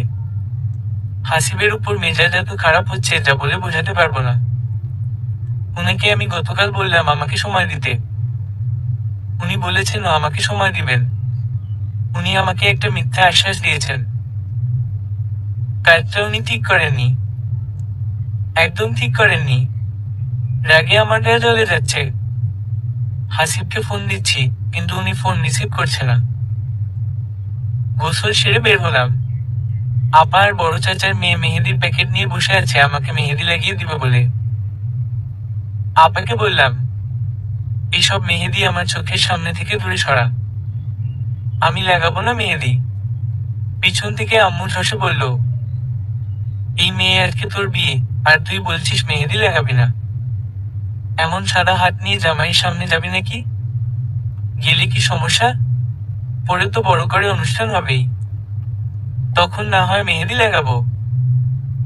কি বলিস তুই এসব? আজকে তোর বাসর রাত। হাসিবের সামনে আজকে তোকে ভালো করে সেজেগুজে যেতে হবে। যা বলছি তাই কর, আর কোনো কথা বাড়াবি না। ঠিকই তো, আর কথা বাড়িয়ে কি করব? আমার কথার কোনো দাম আছে নাকি কারো কাছে? চুপচাপ হাতে মেহেদি লাগিয়ে নিলাম। মেহেদি শুকানোর জন্য ওয়েট করছি। আপা এসে বলল, নে তোর শাশুড়ি ফোন করেছে, কথা বল। আমি ফোনটা কানে নিলাম। আসসালামু আলাইকুম আন্টি। ওয়া আলাইকুম আসসালাম। মা, তোমার সাথে একটু জরুরি কথা বলার জন্য ফোন করেছিলাম। জি আন্টি বলুন। আম্মু, তোমার বোধহয় মনটা খুব খারাপ, এমন হুট করে বিয়েটা হয়ে যাচ্ছে। অবশ্য হওয়াটাই স্বাভাবিক। তোমার জায়গায় আমি হলে আমারও এমন খারাপ লাগতো। আসলে ঘটনাটা হচ্ছে, হাসিব গতকাল রাতে খাবার টেবিলে বসে যে কাণ্ডটা করেছে সেটা আমি শুনেছি। তানিয়া, হাসিবের বড় বোন, আমাকে বলল গতকাল রাতে। পরে হাসিব যখন বাসায় আসলো দেখলাম হাসিবের মুড অফ। ওকে জিজ্ঞেস করলাম কি হয়েছে। ও আমাকে সব বলল। তোমার বাসার ছাদে ওর সাথে তোমার কি কথা হয়েছে সেগুলোও বলল। তোমার সাথে কথা বলে আসার পর ও খুব টেনশনে পড়ে গিয়েছিল এটা নিয়ে যে তুমি ওর কাছে সময় চাইছো। পরে যদি তুমি ওকে মানা করে দাও বিয়ে করতে, তখন ও কি করবে? তাছাড়া তুমি নাকি ওর সাথে একা ছাদে যেতে ভয় পাচ্ছিলে, তার মানে ওকে তুমি খারাপ ছেলে ভাবছো। এটা নিয়ে ও আরো বেশি চিন্তায় পড়ে গিয়েছিল। বেচারার মুখের দিকে তাকানো যাচ্ছিল না। ওর এই অবস্থা দেখে তনিমার, হাসিবের ছোট বোন, বর বলল তোমাকে আজই বিয়ে করে ফেলতে। মা, আমার ছেলেটা খারাপ না, ও খুব ভালো ছেলে। তোমাকে ও ভীষণ ভালোবাসে। ও কোনোভাবেই তোমাকে হারাতে চায় না। তোমাকে যাতে ওর হারাতে না হয় এজন্য ও এমন হুট করে তোমাকে বিয়েটা করছে। বুঝলাম আন্টি, উনি আমাকে হারাতে চান না, কিন্তু আমারও তো একটা ইচ্ছা আছে, মতামত আছে। এমন হুট করে একজনের সাথে আমার বিয়ে হয়ে যাচ্ছে দেখে ভালোভাবে আমি জানি না। এমন মানুষের সাথে কিভাবে এক ছাদের নিচে থাকবো, কিভাবে সংসার করবো আন্টি? আমি তোমার সব কথাই বুঝতে পারছি। তুমি আমার ছেলেটার সাথে একবার ভালোভাবে মন থেকে মিশে দেখো, এরপর তুমি নিজ থেকেই বুঝে যাবে ও কেমন ছেলে। ও তোমাকে অভিযোগের কোনো সুযোগ দিবেই না। মা হিসেবে তোমার কাছে দাবি করছি, প্লিজ আমার ছেলেটাকে মন থেকে গ্রহণ করে নাও। প্লিজ আন্টি, আমাকে এভাবে রিকোয়েস্ট করে আমাকে ছোট করে দিবেন না। আপনি আমার বড়, আপনার মুখের কথাই যথেষ্ট। ঠিক আছে মা, রাতে তোমার সাথে দেখা হবে। বিকাল নাগাদ হাসিব অফিস থেকে এসে পড়বে। ও আসার পর আমরা সবাই রেডি হব, এরপর তোমাদের বাসায় আসব। আর মেয়েরা মার্কেটে গিয়েছে তোমার জন্য শপিং করতে। ওরা মার্কেট থেকে সরাসরি তোমার বাসায় যাবে বিয়ের শাড়ি আর গহনা তোমাকে বুঝিয়ে দিতে। ঠিক আছে আন্টি। ফোন রেখে দিলাম। আম্মু এসে জিজ্ঞেস করলো, কি রে, হাসিবের মা নাকি ফোন দিয়েছিল? হুম। কি বললো? তেমন কিছু না, আমার খোঁজ খবর নিল। আপা ভাত নিয়ে এসেছে আমাকে খাইয়ে দেওয়ার জন্য। খাওয়ার মাঝেই হাসিবের দুই বোন আর ভাবি এলো বিয়ের বাজার নিয়ে। ওনারা বিয়ের বাজার বুঝিয়ে দিলেন। ওনারা দুপুরের খাবার না খেয়ে চলে যেতে চাচ্ছিলেন। মা চাচিরা ওনাদের ধরে বেঁধে দুপুরের খাবার খাওয়ালেন। খাওয়া শেষে ওনারা চলে গেলেন। আপা আর আমি যাচ্ছি পার্লারে। পার্লারে 7 দিন যাচ্ছি, আজ আমার বিয়ে তো তাই। আজ আমার বিয়ে, অথচ কেউ আমার মতামতই জানতে চাইল না। যার সাথে বিয়ে হচ্ছে সে মানুষটা একবারের জন্য আমার মনের খবর জানতে চাইল না। নিজের ইচ্ছাটাকেই প্রাধান্য দিল। কিভাবে সংসার করব এমন একটা লোকের সাথে যে আমার মতামত জানার প্রয়োজনই মনে করে না। পার্লারে যাওয়ার পথে বড় ভাইয়া ফোন করলো, কেমন আছিস মাইশা? হুম ভালো, তুই কেমন আছিস? আছি, তবে খুব বেশি ভালো না। তোর বিয়ে হয়ে যাচ্ছে অথচ নিজে দাঁড়িয়ে থেকে তোকে বিয়েটা দিতে পারছি না। যদিও বা বড় করে অনুষ্ঠান করার সময় থাকবো, তবুও কেন যেন খারাপ লাগছে। বোন, তুই খুশি তো এই বিয়েতে? হ্যাঁ আমি খুশি। হাসিবের সাথে আজ সকালের কথা বলেছি ফোনে। ওকে আমার বেশ পছন্দ হয়েছে। ও তোকে খুব ভালো রাখবে। সে খুব ভালো মানুষ। শোন মাইশা, শ্বশুর বাড়িতে কোন সমস্যা হলে সর্বপ্রথম আমাকে ফোন দিবি। তবে হ্যাঁ, আমি যেন কখনো এই কথা না শুনতে পাই যে তুই ওই বাড়িতে ঝামেলা করছিস। ওনাদের কখনো কোনো রকমের সুযোগ দিবি না যাতে ওনারা তোকে খারাপ বলতে পারে। আম্মু, বড় আপে যেভাবে সংসারটাকে আগলে রেখেছে আমি চাই ঠিক সেভাবেই তোর সংসারটা আগলে রাখো। ঠিক আছে, রাখবো। ভাইয়া ফোন রেখে দিল। আপা জিজ্ঞেস করলো, কি রে আসিফ ফোন করেছিল? হুম। তুই ওকে কি বললি? তুই খুশি মানে? কোন খুশির কথা বলছিস? আর কাকে খুব ভালো মানুষ বললি? আমি এই বিয়েতে আমি খুব খুশি আর হাসিব খুব ভালো মানুষ, এটা বলেছি। আপা খুব খুশি হয়ে আমাকে বলল, যাক, অবশেষে তুই তোর বিয়েটা মন থেকে মেনে নিচ্ছিস। মন থেকে মেনে নিচ্ছি না, বল যে মেনে নিতে হচ্ছে। এখন যদি আমি বলি আমি এই বিয়েতে রাজি না, তোরা কি বিয়েটা ভেঙে দিবি? কখনোই দিবি না। অতএব তোদের কাছে আমার মতামত জানিয়ে কোনো লাভ নেই। বিয়ে হচ্ছে এমন এক লোকের সাথে যার কাছে আমার ইচ্ছার কোনো মূল্য নেই। রেগে যাচ্ছিস কেন? আমরা তো তোর ভালোর জন্যই করছি।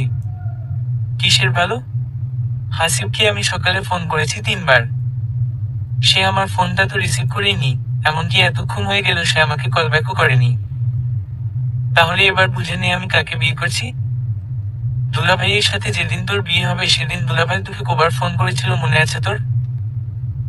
অথচ এই হাসিবকে দেখ, আজ নাকি তার সাথে আমার বিয়ে, অথচ সে আমাকে একটা ফোনও করলো না। হতে পারে ব্যস্ত আছে। কিসের ব্যস্ত? কতক্ষণ হয়ে গেছে আমি উনাকে ফোন করেছি, অথচ উনি এতক্ষণে একটু সময় পাননি কল ব্যাক করার। আমি যেহেতু উনাকে 3 বার ফোন করেছি তার মানে আমি নিশ্চয়ই কোনো জরুরি কথা বলার জন্যই ফোন করেছি। কিন্তু উনার সেসব দিকে খেয়াল নেই। আচ্ছা দাঁড়া, আমি ওকে ফোন দেই। একদম ফোন দিবি না উনাকে। উনি ইচ্ছা করে আমার ফোনটা রিসিভ করেনি। আমি একটাবার দিয়ে তোকে আমি না করেছি। তুই উনাকে ফোন করবি না ব্যাস। পার্লারে যেয়ে সাজগোজ করলাম, আজও অল্প স্বল্পই সেজেছি।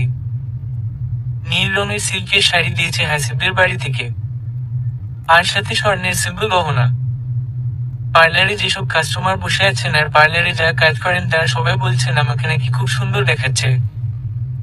বর দেখলে নাকি মাথা ঘুরে পড়ে যাবে। কিন্তু আমার মনে হচ্ছে বিয়ের টেনশনে আমি মাথা ঘুরে পড়ে যাব। সবশেষে হাসিবদের বাড়ি থেকে পাঠানো নাকের জিনিসটা পড়তে যাব এমন সময় দেখলাম ওদের বাড়ি থেকে ঠিক একই ডিজাইনের নাকফুল পাঠিয়েছে যে ডিজাইনের নাকফুল বর্তমানে আমার নাকে আছে। আপা হেসে বলল, এটা নির্ঘাত হাসিবের কাণ্ড। ঠিক সে সময়ই হাসিবের ফোন আসলো আপার মোবাইলে। আপা ফোন লাউড স্পিকারে দিয়ে দিল। আপা, মাইশার সাজগোজ হয়েছে? হ্যাঁ হয়েছে।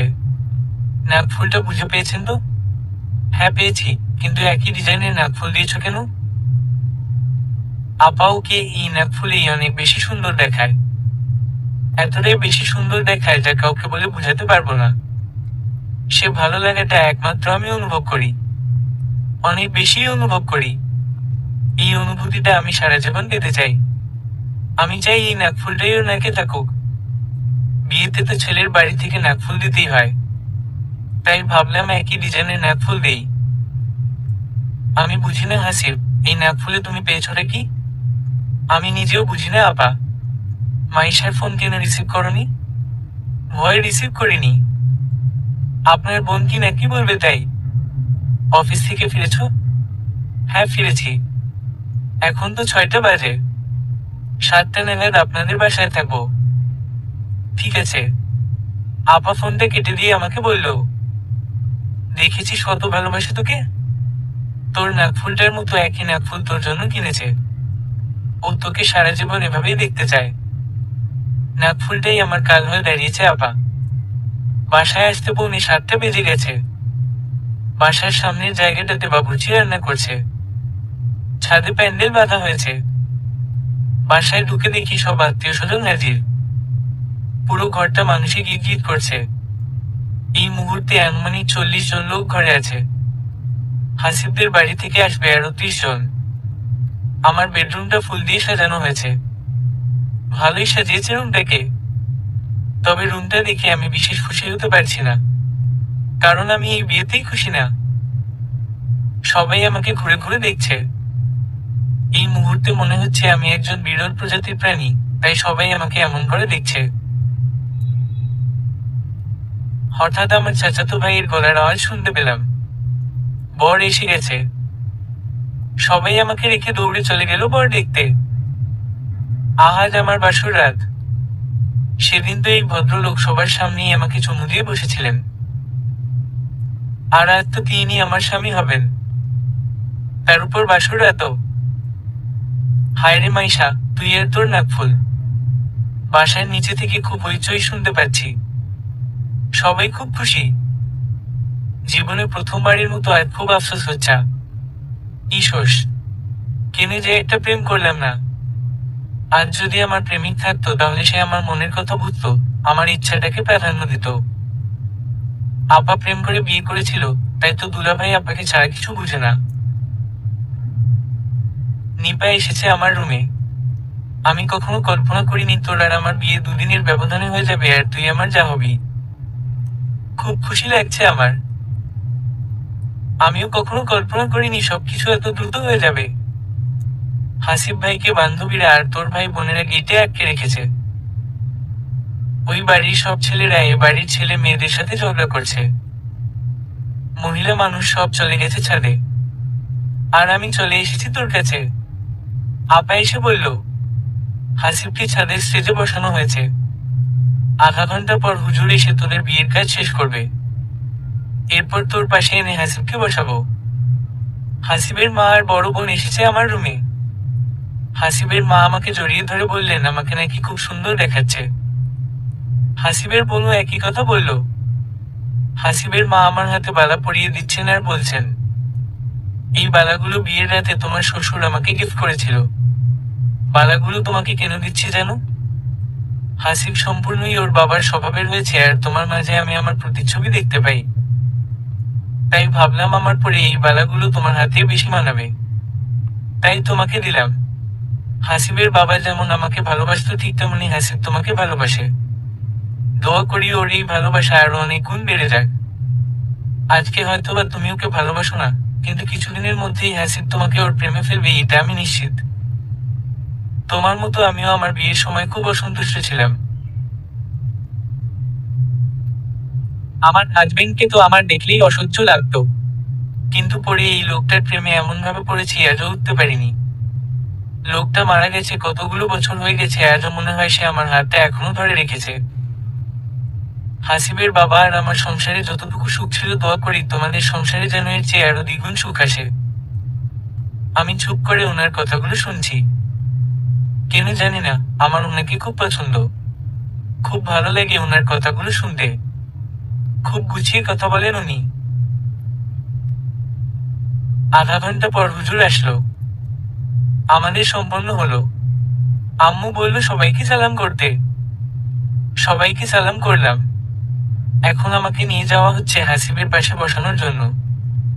সিঁড়ি বেয়ে ওঠার সময় আমার বান্ধবীরা, কাজিনরা খুব হাসাহাসি করছে। হাসি তামাশার টপিক হলো আজ আমার বাসর ঘরে কি কি করতে পারে। আমি চুপচাপ ওদের হাসি তামাশা দেখছি। হাসিবের পাশে যেয়ে বসলাম। চারদিক থেকে আমাদের আত্মীয় স্বজন আমাদের দুজনের ছবি তুলছে। উনি আমার দিকে তাকিয়ে হাসেন নির্লজ্জের মতো। কে বলবে আজকে ওনার বিয়ে? ওনার এই নির্লজ্জ হাসি দেখে তো মনে হচ্ছে না আজ ওনার বিয়ে। নতুন বর এমন করে হাসি নাকি বউয়ের দিকে তাকিয়ে। কি অদ্ভুত। উনি খুব আস্তে করে বললেন, কংগ্রাচুলেশনস মাইশা, আমাদের বিয়েটা হয়ে গেছে। খুব খুশি লাগছে তাই না? ব্যাপক। খুশি তো হবেনি। আপনার ইচ্ছাটাই পূরণ হয়েছে। আপনার ইচ্ছাটাই বেশি প্রাধান্য পেয়েছে। রাগ করছো কেন মাইশা? তোমাকে আজ কত সুন্দর দেখাচ্ছে। শুধু শুধু রাগ করে স্বাদটা নষ্ট করো না। আমি চুপ করে বসে আছি। কি বলবো উনাকে? উনার মতো উন্মাদকে কিছু না বলাই ভালো। মাইশা তোমাকে এত সুন্দর দেখাচ্ছে কেন? এটা আবার কেমন প্রশ্ন? হ্যাঁ সত্যি, তোমাকে আজকে একটু বেশি সুন্দর দেখাচ্ছে, সেদিনের চেয়েও বেশি। যেদিন তোমাকে দেখে আমার জড়িয়ে ধরতে ইচ্ছা হয়েছিল, আজকে তোমাকে দেখে আমার মাথা নষ্ট হয়ে যাচ্ছে। অনেক বেশি ইচ্ছা হচ্ছে তোমাকে একটু জড়িয়ে ধরি। কি করব আমি? আমি হা হয়ে ওনার কথা শুনছি। কি বলে উনি এসব আমাকে? এই লোকের সামনে আমি যতবারই আসি ততবারই সে এমন কিছু করে অথবা এমন কিছু কথা বলে যেটা শুনলে আমার মাথা কাজ করা বন্ধ করে দেয়। এমন কেন উনি? এই মেয়ে, তুমি চুপ করে আছো কেন? হাসিবের বন্ধুরা খুব হাসাহাসি করছে হাসিবকে নিয়ে। ওর এক বন্ধু ওকে বলল, কি রে বেটা, সব কথা কি এখনই শেষ করে ফেলবি? সেই কখন থেকে দেখছি মাইশার কানে ফিসফিস করে এটা এইটা বলেছ যাচ্ছিস। এত কথা কি বলছিস তুই ওকে? বাসর ঘরের জন্য কিছু জমিয়ে রাখো। ওনার কথা শুনে সবাই অট্টহাসিতে ফেটে পড়ছে। অনুষ্ঠান শেষ হলো, সবাই বিদায় নিল। হাসিব আর ওনার দুই বন্ধু রয়ে গেল আমাদের বাসায়। ঘরে এখনো 10-12 জন মেহমান আছেন। ওনারা থাকবেন 2 দিন। শুনেছি হাসিবও থাকবে 2 দিন। আপা, আমার কাজিনরা মিলে আমাদের বাসর ঘরে আমাদের দুজনকে নিয়ে আসলো। সবাই কিছুক্ষণ দুষ্টামি করলো আমাদের সাথে। সবাই চলে গেল রুম থেকে। আপা বের হয়ে যাওয়ার সময় হাসিব আপাকে ডেকে বলল, আপা, মাইশা রাতের খাবারটা ঠিক করে খায়নি। হতে পারে এত লোকজন হইচই এর মাঝে ঠিক মতো খেতে পারেনি। আপনি ওর জন্য একটা প্লেটে খাবার এনে দিয়ে যান। লাগবে না আপা, আমার খিদে নেই। এত কথা বলো কেন তুমি? সারা রাত কি না খেয়ে না থাকবা নাকি? আপা, আপনি খাবার আনেন। এখন না খেলে ঘন্টাখানেক পরে খাবে। আপা হাসিবের কথা মতো খাবার আনতে চলে গেল। আপনার সমস্যা কি? বলেছি তো আমার খিদে নেই। তুমি কেন ঠিক মতো খাচ্ছ না তা আমি ভালোই বুঝি মাইশা। তুমি আমার সাথে রাগ করে বিয়ের টেনশনে ঠিক মতো খাচ্ছ না।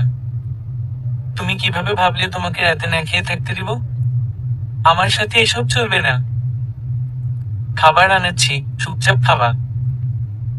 আপা খাবার দিয়ে চলে গেছে।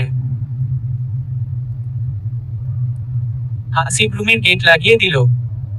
আমাকে বলল ফ্রেশ হয়ে আসতে। আমি শাড়ি চেঞ্জ করে ফ্রেশ হলাম।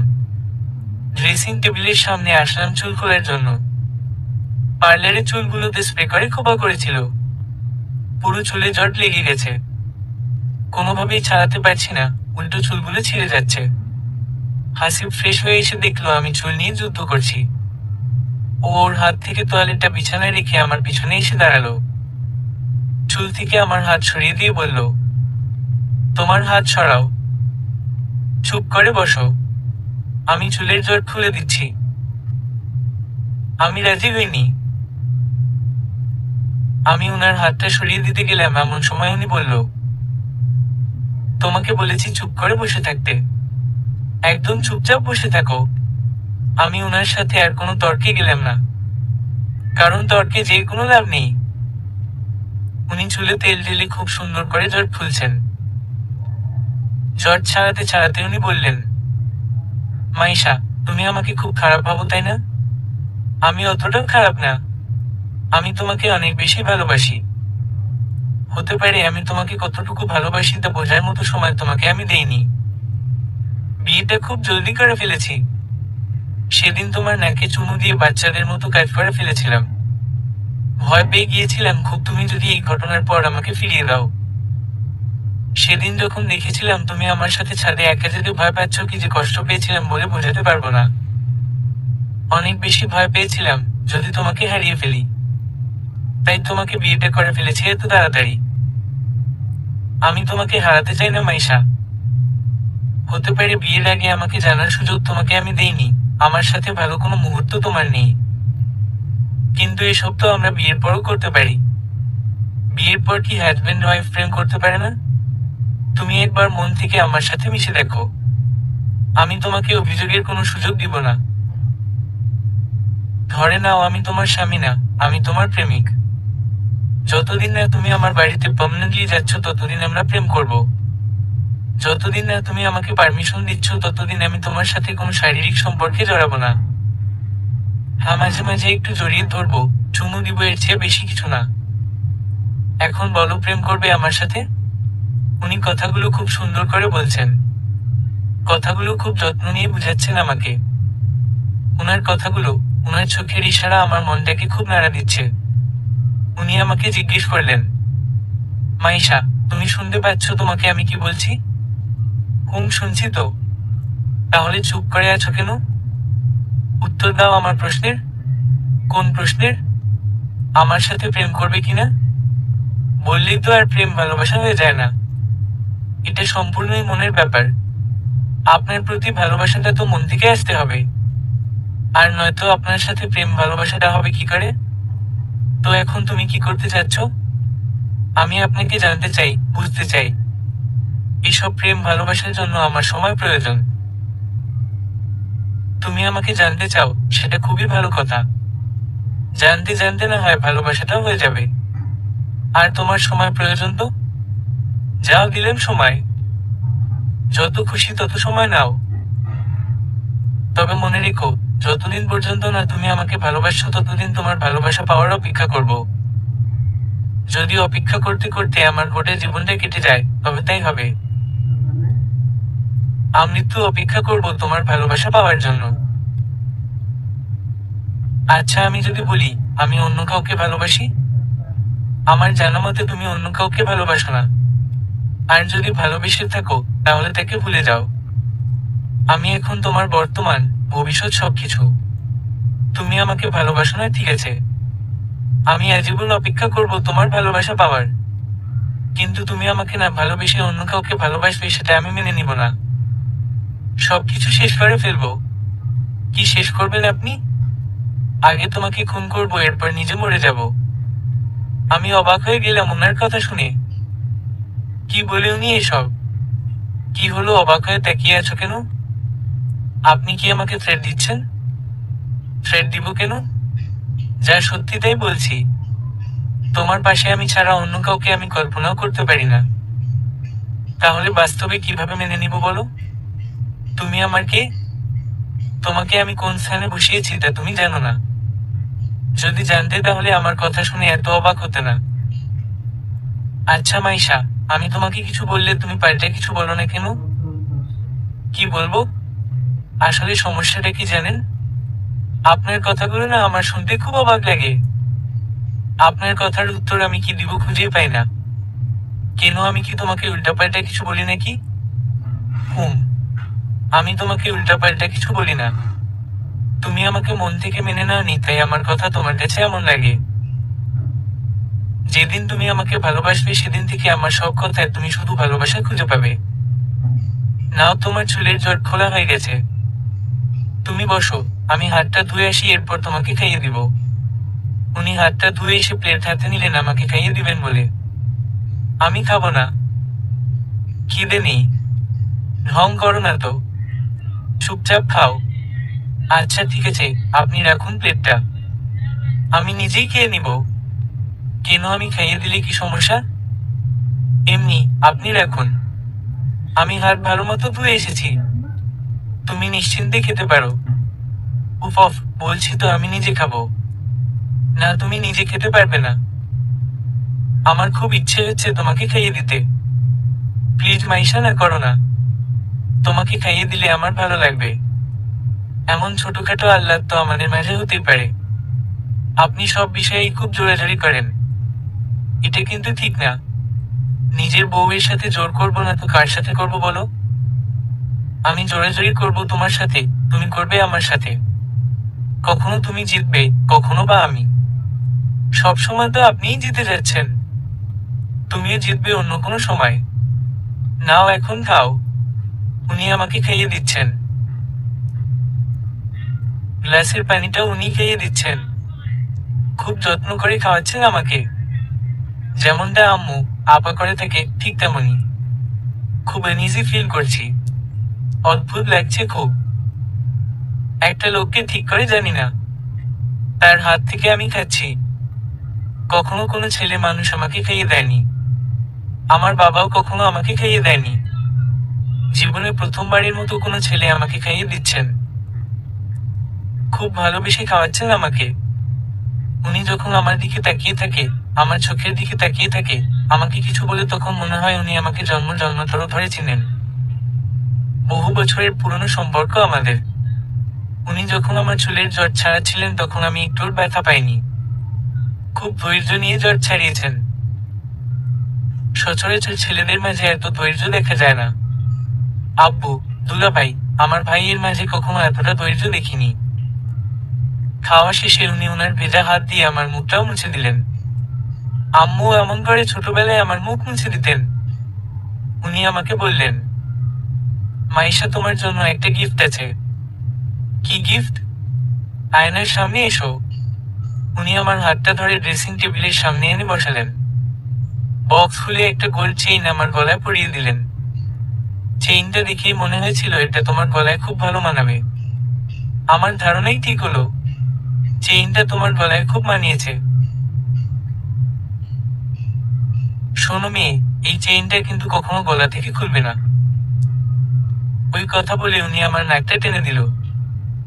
বউ, তোমাকে একটা কথা বলি? হুম।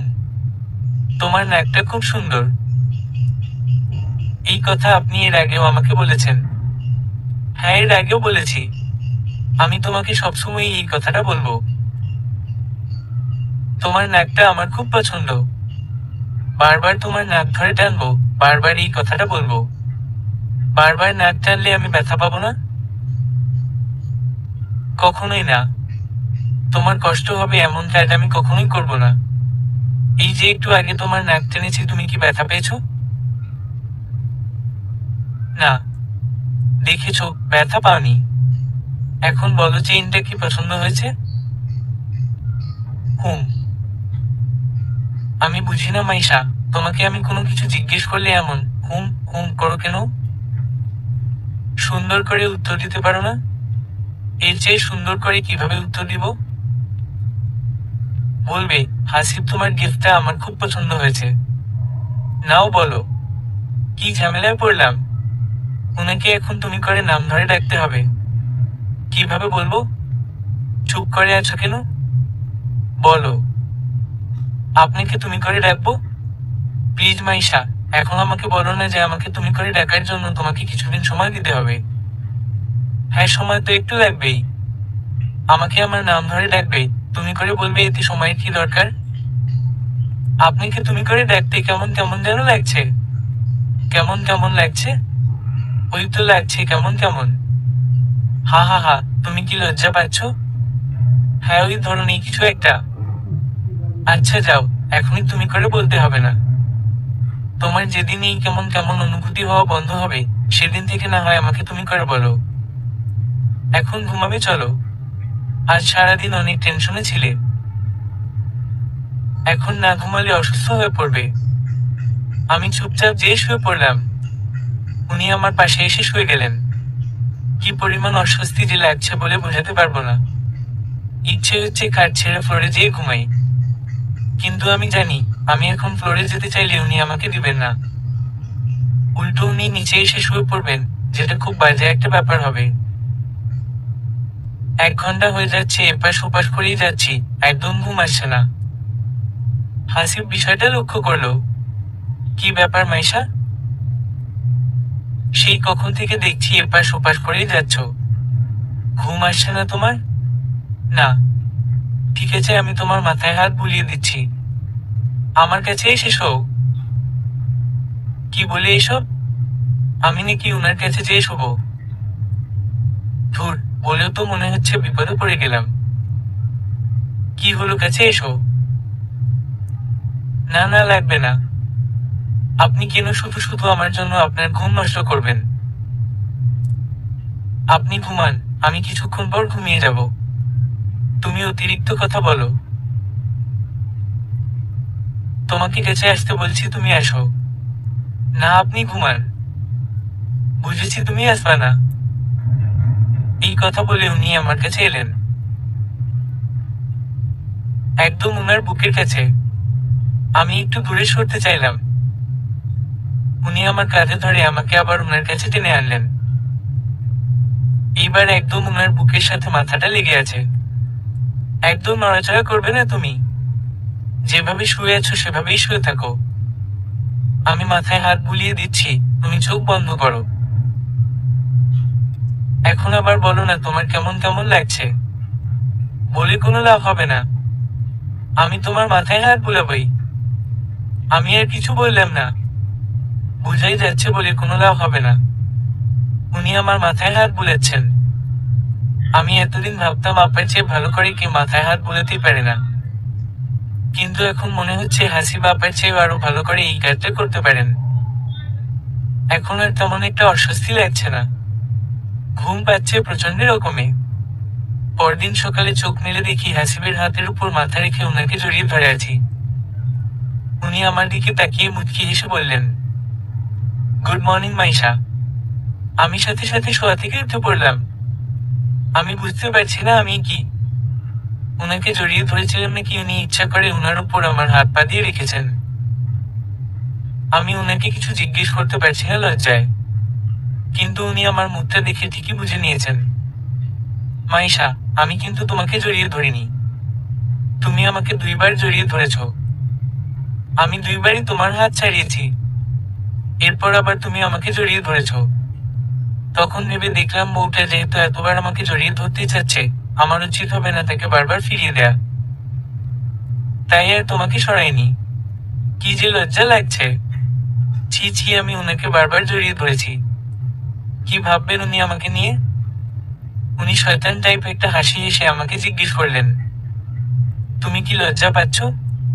আমি ওনার কথার উত্তর দিতে পারছি না। আমি বাথরুমে ফ্রেশ হতে গেলাম। ফ্রেশ হয়ে এসে দেখি উনি মোবাইল চাপছেন। ড্রেসিং টেবিলের সামনে বসলাম চুল আঁচড়ানোর জন্য। আয়নায় তাকিয়ে দেখি উনি আমার দিকে তাকিয়ে হাসছেন। আপনি এমন করে হাসছেন কেন? তোমাকে দেখে। আমার মাঝে হাসার কি দেখলেন আপনি? তোমার চেহারা দেখে মনে হচ্ছে তোমার কেমন কেমন যেন লাগছে। এমনিতেই লজ্জায় মরে যাচ্ছি, তার উপর উনি আমাকে নিয়ে এমন করছেন। উনার সামনে আর বসে থাকা যাবে না। আমি রুম থেকে বেরিয়ে আসলাম। আম্মু আর আপা নাস্তা বানাচ্ছেন। আম্মু জিজ্ঞেস করলো, কি রে হাসিব উঠেছে? হ্যাঁ। ওকে যেয়ে বল ফ্রেশ হয়ে আসতে। আমি টেবিলে নাস্তা দিচ্ছি। আমি রুমে গেলাম ওনাকে ডাকতে। যেয়ে দেখি উনি বাথরুম উনি মুখ মুছতে মুছতে বের হলেন। আম্মু আপনাকে ডাকছে নাস্তা খেতে যাওয়ার জন্য। হুম, আসি। একটা কথা। কি? আমি সবসময় কোলবালিশ নিয়ে ঘুমাই। গতকাল তো কোলবালিশ ছিল না, তাই অভ্যাসবশত আপনাকে কোলবালিশ মনে করে জড়িয়ে ধরেছি। হ্যাঁ, জড়িয়ে ধরেছ, তাতে কি হয়েছে? আমাকে জড়িয়ে ধরার সম্পূর্ণ অধিকার তোমার আছে। হতে পারে তুমি আমাকে সেই অধিকারটা দাওনি, কিন্তু আমি তোমাকে দিয়েছি। তোমার যখন খুশি আমাকে জড়িয়ে ধরতে পারো, আমি কিছুই মনে করব না। আর হ্যাঁ, আজ থেকে খাটে কোনো কোলবালিশ থাকবে না। এখন থেকে আমি তোমার কোলবালিশ। বিয়ের পর খাটে কোলবালিশ থাকাটা একদম মানে না। উনার এই ধরনের আহ্লাদি টাইপ কথাগুলো শুনলে আমার খুব লজ্জা লাগে। উনার এসব কথার উত্তর কিভাবে দিব ভেবে পাই না। তাই প্রতিবারের মতো এইবারও চুপ করে রইলাম। পরে উনি বললেন, চলো নাস্তা করতে যাই। নাস্তার টেবিলে বসলাম নাস্তা করার জন্য। আব্বু আপা আম্মু সবাই বসলো। আমি পরোটা মুখে নিতে যাবো এমন সময় হাসি বলল, তুমি থামো, আমি তোমাকে খাইয়ে দিচ্ছি। আমি একদম হা হয়ে গেলাম ওনার কথা শুনে। আপার সামনে বলেছে সেটা না হয় মেনে নেওয়া যায়, কিন্তু আব্বু আম্মুর সামনে এটা উনি কি বলছেন? আম্মু আপা মুখ টিপে হাসছে, আব্বু হাসে। হাসিবের উপর আমার এত রাগ উঠছে যা কাউকে বলার মতো না। সবার সামনে এইসব আহ্লাদের কোনো মানে হয়? কি হলো? হা করো। আমি মুখ খুলছি না। উনার হাত থেকে সবার সামনে খাবো, এটা কেমন কথা? আব্বু বলে উঠল, কি রে হাসিব, কখন থেকে বসে আছে তোকে খাওয়াবে বলে? তুই খাচ্ছিস না কেন ওর হাত থেকে? তুই খা, আমরা কেউ কিছু মনে করব না। তোর মাকে আমি কত খাইয়ে দিয়েছি, তুইও খা। মনে মনে ভাবছি, আব্বুকে তো জীবনে দেখিনি আম্মুকে খাইয়ে দিতে। তাহলে আব্বু তো বড় মিথ্যা কথাটা কেন বললো? কি ব্যাপার, হা করছো না কেন? কতক্ষণ বসে থাকবো? অবশেষে আমি হা করলাম। উনি আমাকে খাওয়াচ্ছেন, নিজেও খাচ্ছেন। এই লোকটা এমন কেন আমি বুঝি না। সব জায়গাতেই আমাকে বিব্রতকর পরিস্থিতিতে ফেলে দেয়। খাওয়া শেষে রুমে যেয়ে উনাকে জিজ্ঞেস করলাম, সমস্যা কি আপনার? আমার আবার কি সমস্যা হবে? আপনার কি প্রয়োজন ছিল সবার সামনে খাইয়ে দেয়ার? খাইয়ে দিয়েছি তো কি হয়েছে? আমি তোমাকে খাইয়ে দিতেই পারি। এতে অবাক হওয়ার কি হলো? তাই বলে আব্বু আম্মুর সামনে? তাতে কি হয়েছে? তুমি আমার ওয়াইফ, তোমাকে আমি খাইয়ে দিব, এটাই তো স্বাভাবিক। তাছাড়া হাজবেন্ড ওয়াইফের রিলেশনটা কি ধরনের মিষ্টি মধুর হয় সেটা তোমার বাবা মা বুঝেন। কারণ বর্তমানে আমরা যে সময়টা কাটাচ্ছি সেই সময়টা ওনারাও পার করে এসেছেন। শোনো মাইশা, তোমার খাওয়ার সময় যদি আমি তোমার সামনে থাকি তাহলে আমি তোমাকে খাইয়ে দিব। এটা আমি বিয়ের অনেক আগেই ভেবে রেখেছিলাম, যাকে আমি বিয়ে করব তাকে আমি নিজ হাতে সবসময় খাইয়ে দিব।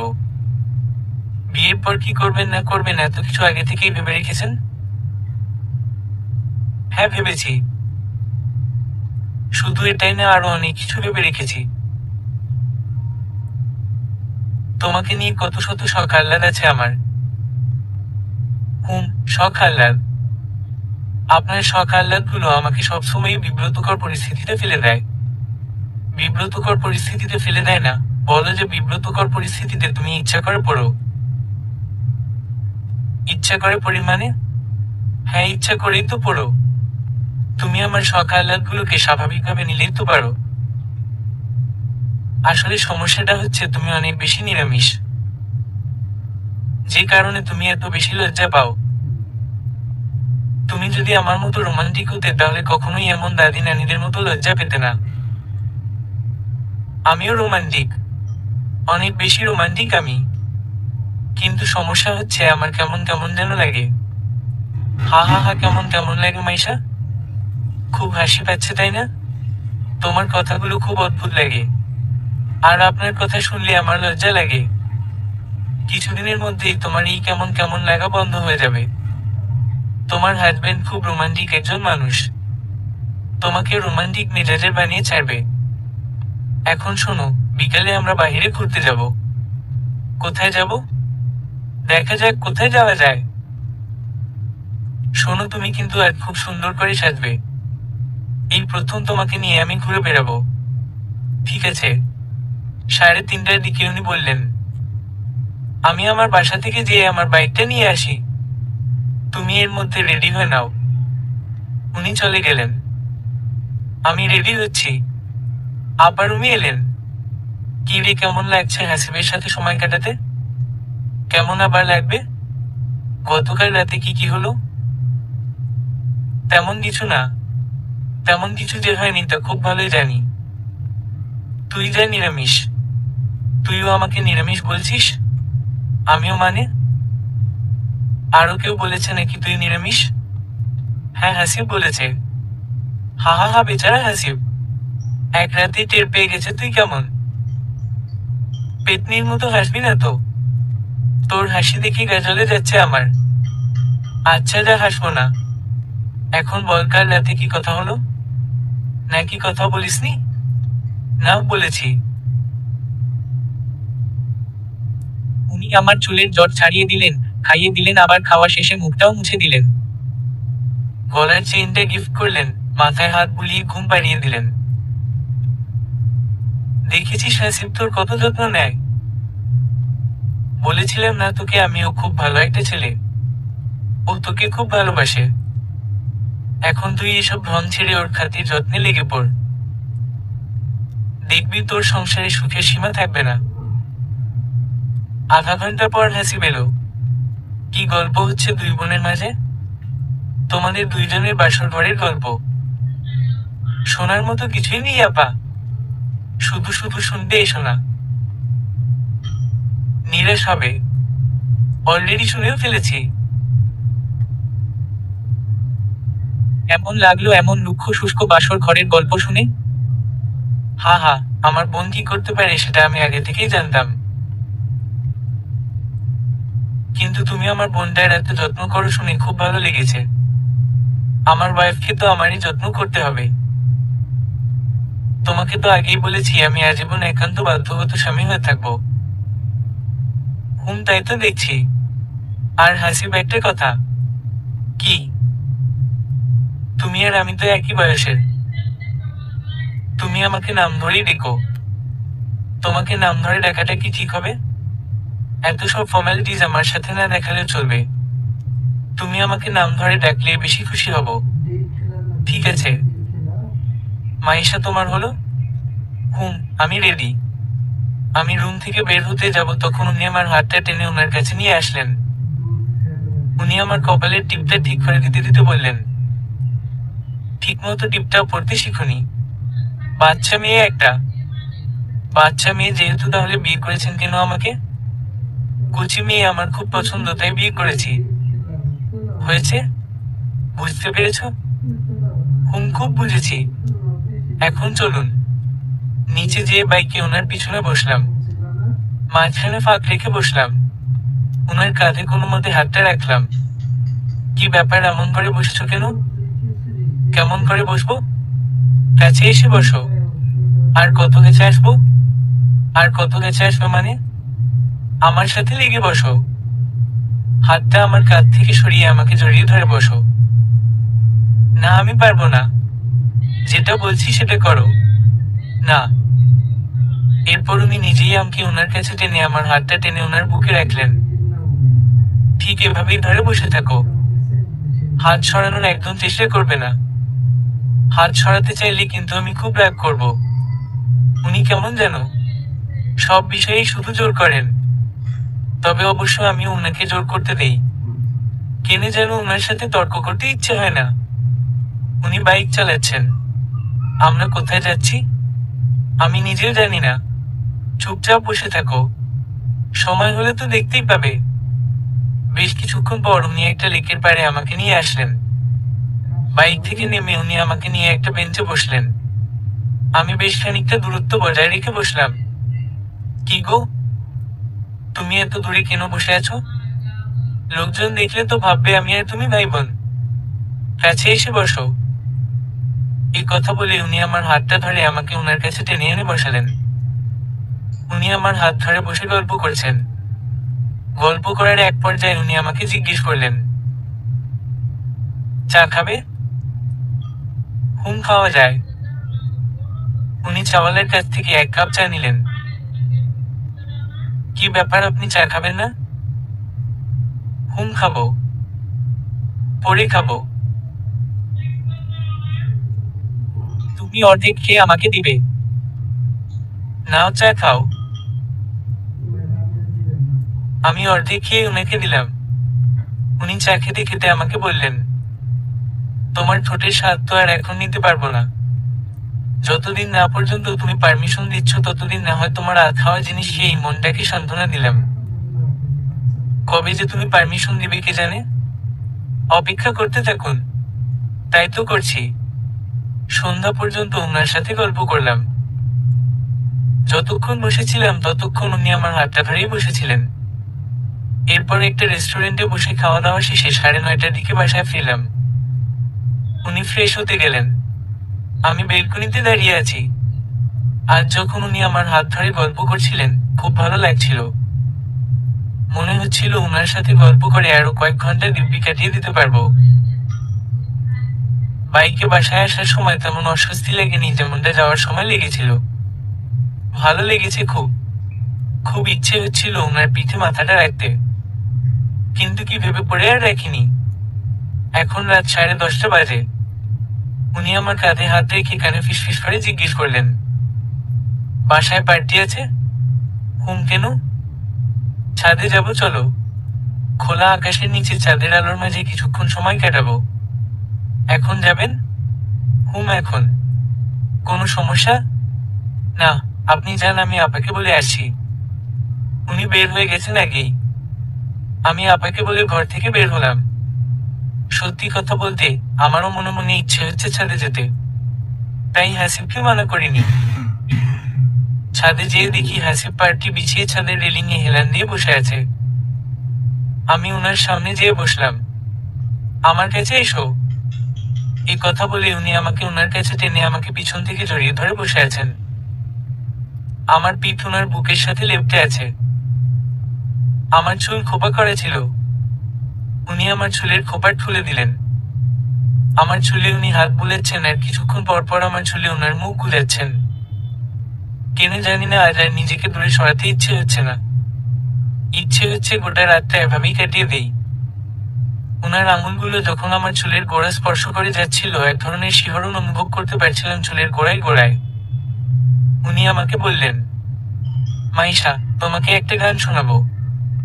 গানটা আমি নিজেকেই শোনাবো না, কারণ আমার গানের গলা মোটেও ভালো না, কিন্তু গানের কথাগুলো আমার মনের কথা। ভেবে নিও, কথাগুলো আমি তোমাকে বলছি। উনি আমার কানে হেডফোন গুঁজে দিয়ে গানটা প্লে করে দিলেন। Would you tremble if I touched your lips? Or would you laugh?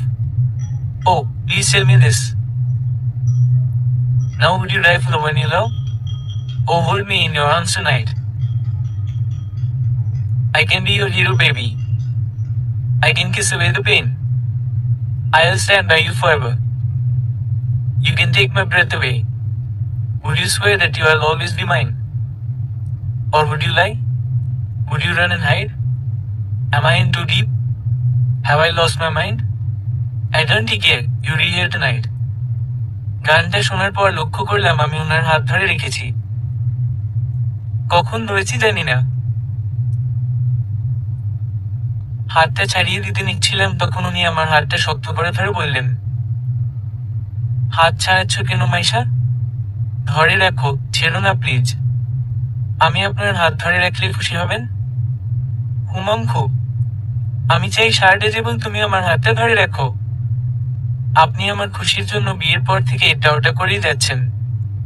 আপনার খুশির জন্য সামান্য কিছু করতেই পারি। ঠিক আছে, আজ যতক্ষণ ছাদে বসে থাকবো ততক্ষণ আপনার হাতটা ধরে রাখবো। উনি একদম আমার কানের কাছে ওনার মুখটা নিয়ে আসলেন। ওনার নিঃশ্বাসের স্পর্শ আমি অনুভব করতে পারছি, খুব কাছ থেকে অনুভব করতে পারছি। I love you sweetheart. এ কথা বলে উনি আমার কানে চুমু দিলেন। ওনার মুখে আই লাভ ইউ কথাটা শোনার পর মনের ভেতর অন্যরকম এক অনুভূতি তৈরি হচ্ছে। এমন অনুভূতি আমার আগে কখনো হয়নি। জীবনে প্রথম কোনো পুরুষ আমায় বলল সে আমাকে ভালোবাসে। হৃদস্পন্দন ক্রমশ বেড়ে চলছে আমার। এই মুহূর্তে মনের মধ্যে তুফান চলছে। পুরো শরীরে অবশ হওয়া অনুভূতি হচ্ছে। আচ্ছা, হাসিব কি বুঝতে পারছে আমার মনের কি অবস্থা হচ্ছে এই মুহূর্তে? ওর একটা কথা আমার মনে কেমন তুফান উঠিয়েছে। আমি পিছন ফিরে ওনার দিকে তাকালাম। তাকিয়ে দেখি উনি আমার দিকে তাকিয়ে আছেন। চাঁদের আলোতে ওনার চোখ জোড়া আমি স্পষ্ট দেখতে পাচ্ছি। কি গভীর ওনার চোখগুলো। ওনার চোখে গভীর ভালোবাসা দেখতে পাচ্ছি আমি। আমার জন্য ভালোবাসা। ওনার তীব্র ভালোবাসাপূর্ণ চোখের গভীরতায় ডুবে যাচ্ছি আমি। কি আছে এই চোখ জোড়ায়? নিজেকে আটকে রাখতে পারছি না কেন? ডুবে যাচ্ছি কেন আমি? না আর পারছি না আমি ওই চোখের দিকে তাকিয়ে থাকতে। আমি দৌড়ে সেখান থেকে বাসায় চলে এলাম। আমার রুমের বারান্দায় এসে দরজা লাগিয়ে দিলাম। আমার হৃদস্পন্দন এখনো বেরিয়ে আছে। ওনার নিঃশ্বাসের স্পর্শ, ওনার আমাকে জড়িয়ে ধরা, ওনার বুকের উষ্ণতা, এসব কিছু তীব্রভাবে অনুভব করতে পারছি। গানের সেই কথাগুলো, ওনার মুখে ভালোবাসি কথাটা বারবার কানে বেজেই যাচ্ছে। ইচ্ছে হচ্ছে মানুষটাকে জড়িয়ে ধরি, খুব শক্ত করে তাকে জড়িয়ে ধরি, আষ্টে পৃষ্ঠে তাকে বেঁধে রাখি। হাসিব রুমে এসে দরজা লাগিয়ে দিল। আমি আওয়াজ পেলাম দরজা আটকানোর। ইচ্ছে হচ্ছে ছুটে যাই ওর কাছে, কিন্তু যাচ্ছি না। কিছু একটা আমাকে আটকে রাখছে। হাসিব বারান্দার দরজায় টোকা দিয়ে বলল, এমন করে পালিয়ে এলি কেন মাইশা? আমার কোনো কথায় কি তুমি রাগ করেছ? ওর গলার আওয়াজ পেয়ে নিজেকে আর আটকে রাখতে পারলাম না। দরজা খুলে ওকে জড়িয়ে ধরলাম। খুব শক্ত ধরে রেখেছি। ওর গায়ের ঘ্রাণ পাচ্ছি। কেন জানি না ওর নেশায় পড়ে যাচ্ছি। তুমি আমাকে খারাপ কিচ্ছু বলনি। তোমার চোখে ডুবে যাচ্ছিলাম। তাই সেখান থেকে এসে পড়ছি। কি আছে তোমার মাঝে হাসিব? তোমার মাঝে ডুবে যাচ্ছি কেন আমি? আমার মাঝে তুমি আছো। তোমার প্রতি আমার ভালোবাসা আছে। আমার সম্পূর্ণ অস্তিত্ব জুড়েই শুধু তোমার বিচরণ। আমাকে ভালোবাসো খুব, তাই না? এখনো বুঝোনি? তোমার মুখ থেকে শুনতে চাই। খুব ভালোবাসি তোমাকে। এত ভালোবাসো কেন? আমি তো তোমার জন্য কিছুই করিনি। ভালোবাসার সম্পর্কটা তো বিনিময় না। কোনো কিছুর বিনিময়ে যে সম্পর্কটা তৈরি হয় সেটা হচ্ছে স্বার্থের সম্পর্ক। যাকে ভালোবাসি তাকে অকারণেই ভালোবাসি। সে ভালো হলেও তাকে ভালোবাসি, নরকের কীট হলেও ভালোবাসি। কারণ তাকে আমি ভালোবাসি। একটু বেশিই ভালোবাসি। কথাগুলো একটু পেঁচানো, কিন্তু শুনে ভালো লাগলো। তোমার ভালো লেগেছে শুনে আমারও ভালো লাগলো। আপনি আমার ভালো লাগার জন্য এত কিছু কেন করেন? আমি যে কিছু তোমার জন্য করি তোমার ভালো লাগার জন্য করি না। তোমার জন্য কিছু করতে পারলে আমার খুব ভালো লাগে, শান্তি লাগে, এজন্য করি। উনার কথাগুলো আমার মনে শীতল হাওয়ার মতো স্পর্শ করে যাচ্ছে। উনার দিকে অপলক দৃষ্টিতে তাকিয়ে আছি। উনার কথা স্পর্শের মাঝে একটা আকর্ষণ খুঁজে পাচ্ছি। হঠাৎ করেই লোকটাকে অসম্ভব রকমের ভালো লাগছে। কেন লাগছে জানি না। আচ্ছা, শুরুতে উনাকে আমার অসহ্য কেন লাগতো?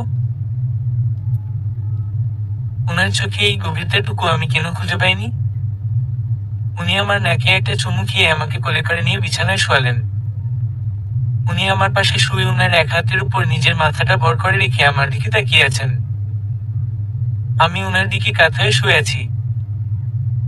আমার হাতটা নিয়ে উনি উনার বুকের বাম পাশটাতে রাখলেন। আমার হৃদস্পন্দন টের পাচ্ছ মাইশা? হুম। যতদিন তুমি আছো ততদিন এই হৃদস্পন্দনটাও আছে। তুমি নেই, আমার হৃদস্পন্দও বন্ধ হয়ে যাবে। উনার কথাগুলো আমি যত শুনছি তত উনার প্রতি আমার আকর্ষণ বেড়েই চলছে। ডিম লাইটের আবছায় নীল আলোতে উনাকে দেখছি। উনি সত্যিই দেখতে খুব সুন্দর।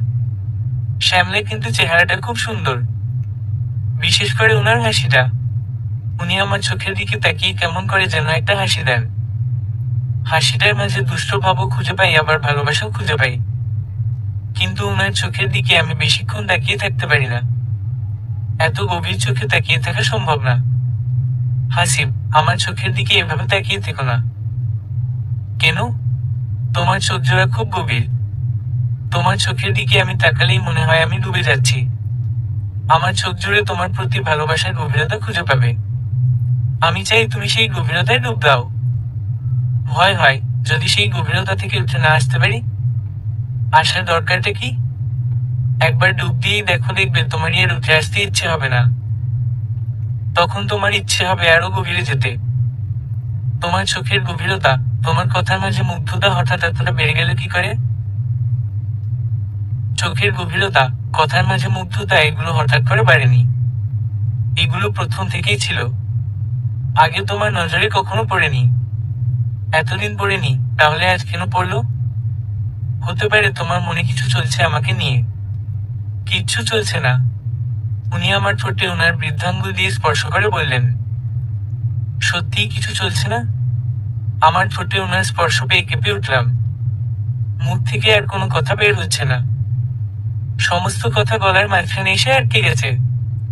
কোনো মতে ওনার হাতটা সরিয়ে অন্যদিকে কাত হয়ে শুয়ে রইলাম। উনি আর কোনো কথা বললেন না। আমাকে পিছন থেকে জড়িয়ে ধরে শুয়ে আছেন। উনার সমস্ত বক্রবাসের কথাগুলো ভাবতে ভাবতে ঘুমিয়ে পড়লাম। পরদিন সকাল 8টায় ঘুম ভাঙল। চোখ মেলে দেখি হাসিব নেই। পুরো ঘর খুঁজলাম, কোথাও নেই। ওর কাপড়ের ব্যাগটা নেই। আম্মু এসে বলল, কি রে হাসিব, চলে গেল কেন এভাবে? হাজার বলেও আটকাতে পারলাম না। কি বলেছিস তুই ওকে? আমি কিছু বলিনি। ছেলে কিন্তু লেখে একটা। এমন কিছু করিস না যাতে ও তোর উপর বিরক্ত হয়। হাসিবকে ফোন দিচ্ছি, ফোন রিসিভ করছে না। ওর মায়ের নাম্বারে ফোন করলাম।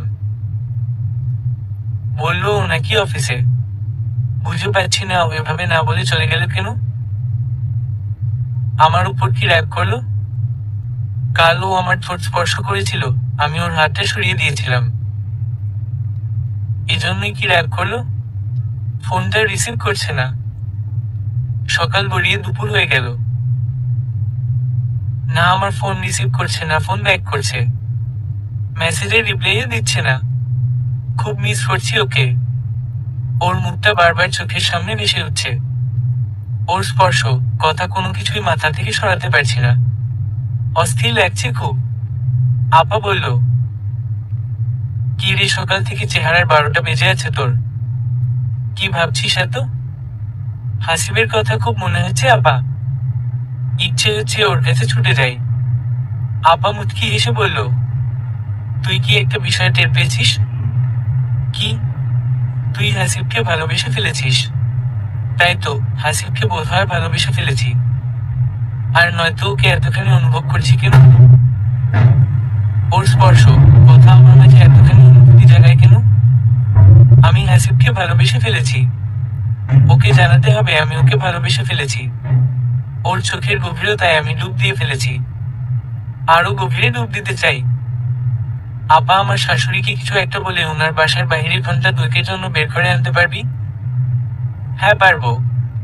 কিন্তু কেন? হাসিবকে ওর বাসায় যেয়ে আমার মনের কথা জানাবো। আপা আমার কথা মতো ঘন্টাখানেক পর আমার শাশুড়িকে নিয়ে মার্কেটে চলে গেলেন। আর আমি ফুল কিনে চলে এলাম হাসিবের বাসায়। 6টার দিকে ও বাসায় এলো। আমি দরজা খুলে দিলাম। ও আমাকে দেখে অবাক হয়ে তাকিয়ে আছে। আমি ওর হাত টেনে ওর রুমে নিয়ে এলাম। ফুলগুলো ওর দিকে এগিয়ে দিয়ে বললাম, আই লাভ ইউ হাসিব। তোমার সাথে প্রেম করতে চাই, তোমাকে ভালোবাসতে চাই। করবে আমার সাথে প্রেম? আমি তো সেই কবে থেকেই বসে আছি তোমার সাথে প্রেম করার জন্য। সারাদিন ফোন কেন রিসিভ করনি? গতকাল তোমার চোখ দেখে বুঝে নিয়েছিলাম তুমি আমার প্রেমে পড়েছ, কিন্তু তুমি তখন পর্যন্ত বিষয়টা উপলব্ধি করতে পারোনি। ভেবে দেখলাম, তোমার কাছ থেকে খানিকটা দূরে সরে আসলেই তুমি বুঝতে পারবে তুমি আমাকে ভালোবাসো। জানো তো, ছোটখাটো দূরত্বগুলো মানুষকে ভালোবাসার উপলব্ধি করায়। ভেবেছিলাম মেসেজ করে আই লাভ ইউ বলবে, কিন্তু তুমি তো দেখছি আমার বাসায় এসে হাজির হয়েছ। শয়তান ছেলে, তুমি জানো আজকে সারাদিন কত টেনশনে ছিলাম। খুশি হলাম জেনে তুমি আজ সারাদিন আমাকে নিয়েই ভেবেছ। শুধু আজ না, সারা জীবন তোমাকে নিয়ে ভাবতে চাই। হাসিব আমাকে জড়িয়ে ধরে কানে কানে বলল, আই লাভ ইউ মাইশা। তুমি চাইলে এখন আমার ঠোঁটের স্বাদ নিতে পারো। এখন আমার আর কোনো আপত্তি নেই। সমাপ্ত।